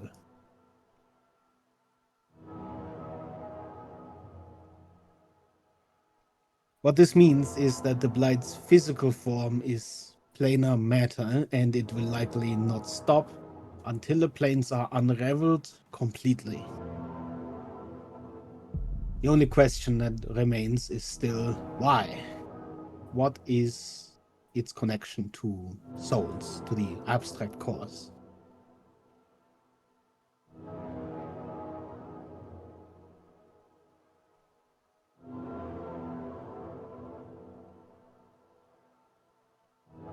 There's this long pause where it doesn't say anything, simply staring at you.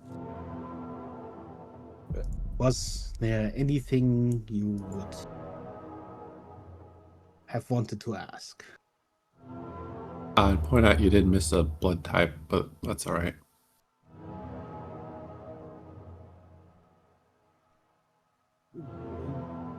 What? I mean, there was one stronger than the black, but it's fine. And that would be...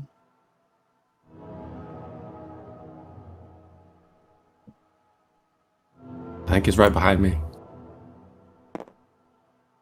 You see him look at Huxley and sort of almost absent-mindedly tapping his cane. Curious. Have you tried combining his blood with the matter of a cursed blood?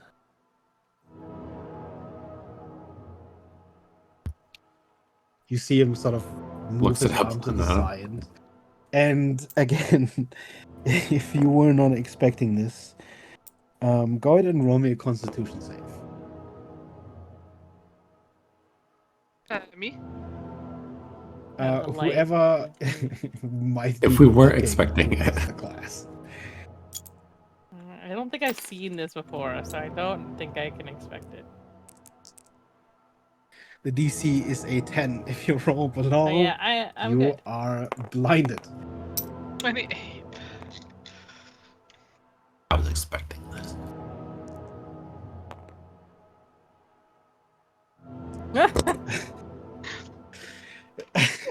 Silas, you happen to be looking at the glass, at the creature beyond as it's sort of, sludging and moving around. As suddenly just fire fills that space. And you are stuck with, for at least a few moments, the after image of just light.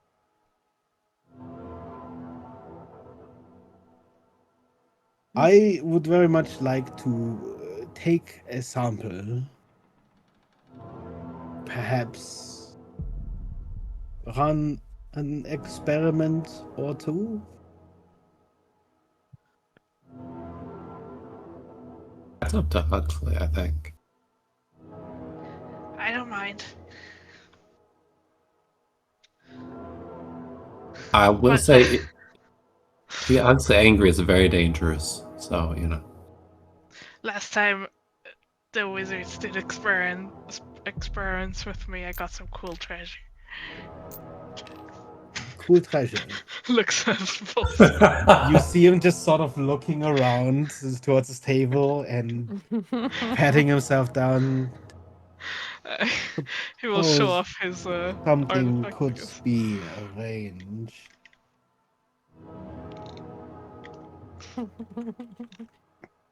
That's exactly the right answer.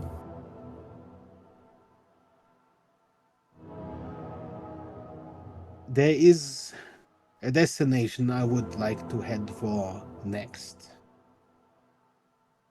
A lot of the plains are besieged by the Blight. One in particular, I believe, is in the process of unraveling. And I would very much like to observe it. However, it's not a place that one would tend to go willingly. It has some inherent risks associated with it. So perhaps you could help me on this endeavor.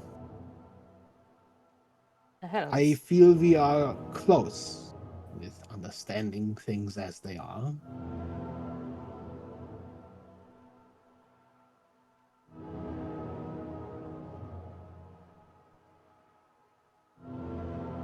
You believe the hells are unraveling? Quite so. Yeah. If my understanding is well, I think the plane of water is about next. For them. A little bit more difficult to traverse and to observe, unfortunately, but as we move, there is one other theory I would like to test. With the blight unavailable as a subject, and rather having to deal with this pseudo blight of lichen vampires, I have not been able to fully confirm a theory. But all that at a later time. For now, we should likely just return to the upper laboratory. It does seem. I have one question. Additionally, is that's all right? Of course. It does seem like you said that time or chronomagic matters to this process. Well, no. The point is that it does not change the process. It is simply a very lengthy process. This decay, this Time falling is the vampires and lichens. necessary I chronomagic in used of itself. chronomancy simply to accelerate the process. Right. I guess my question is, like, have you spoken to Creon about this? He seems What? like, I have some insight on the time aspect variable. Go ahead and roll me an insight check. Sure. Oh, come on. Oh, what is that? 13.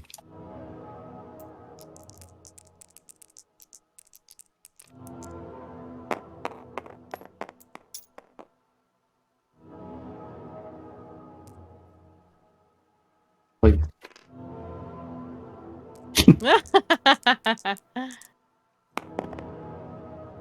This is the more difficult one.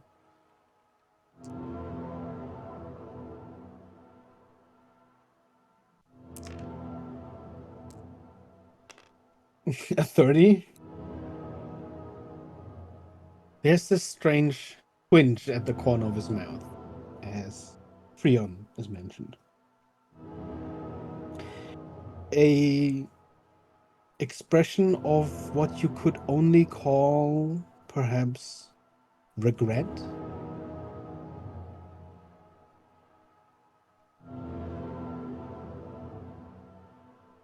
Before you have time to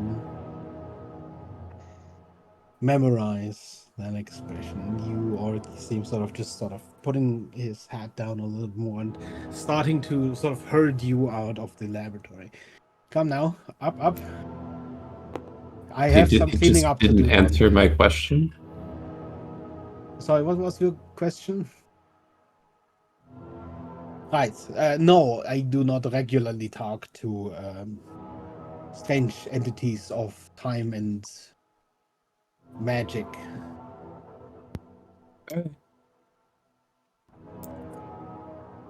Oh, all right. Yeah, you just walk around enough libraries, man. As he shoos you out, you see him sort of moving to the side. Evelyn. Yes. If you could help me with this barrel real quick. Don't worry, it's not a blight. It's simply an oil. I know the two look very similar. Have you seen this before? It is a sort of superior mending oil. Perhaps it would be helpful to you on your end as the rest sort of shuffle onwards a little bit.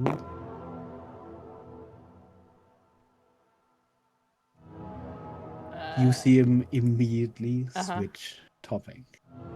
Yeah. I believe you could perhaps assist me alone for now. I am keenly interested in your blind companion and the cat. I think for now it would be best to keep this for ourselves. I would course. prefer even keeping this from Vidar. For reasons I cannot disclose, I believe there is a way we could create a spiral of our own. Or perhaps even take control of the existing spiral. At the very least, it would deepen our understanding of the process.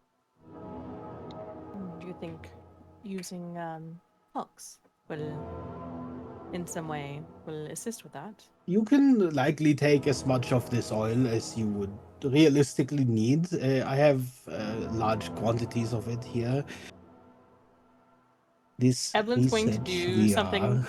that she does all the time, unfortunately, Okay. and start talking about the oil, like just asking some like Yeah. basic information and switching over to having a conversation with him mentally, and speaking to him. This is probably easier this way. It is. This research has twisted a great man, a genius, before. Research that we would have to succeed where he failed. But before we discuss this further, I have a more existential question for you. If you had to sacrifice something that makes you you, would you be content sacrificing it to know that your goal will be realized, but you would still be different afterwards? Changed, and maybe even would no longer want what you had wanted before.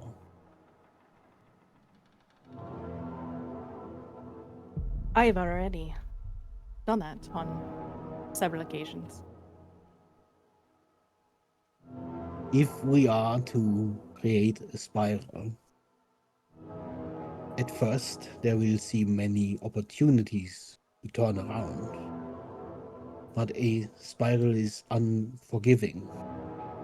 I mean, look at others of its kind, tornadoes, maelstroms. There will come a time when you may want to stop, but it will be far too late.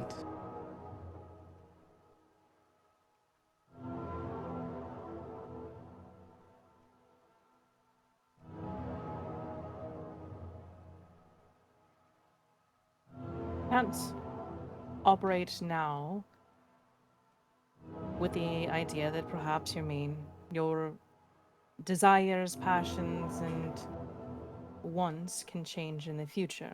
You have to pursue what you want with every fiber and know that any result that will get you your goal is worth it in the end, But what regardless of if how you may change in your the future. self changes?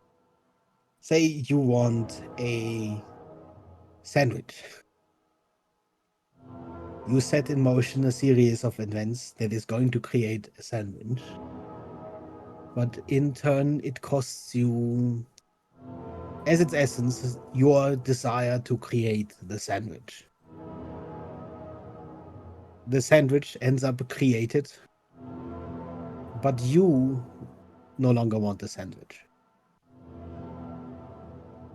Would you think that that process was still worthwhile? Yes. Then we may continue. And you see him get up, almost sort of weirdly cutting off the conversation about the oil, and start heading after the others. Evelyn will take out a vial and take that she's got, or one or two vials, and take some of the oil before joining the others. Mm-hmm. And that is why we'll call it for today. At the top of the hour. Thank you.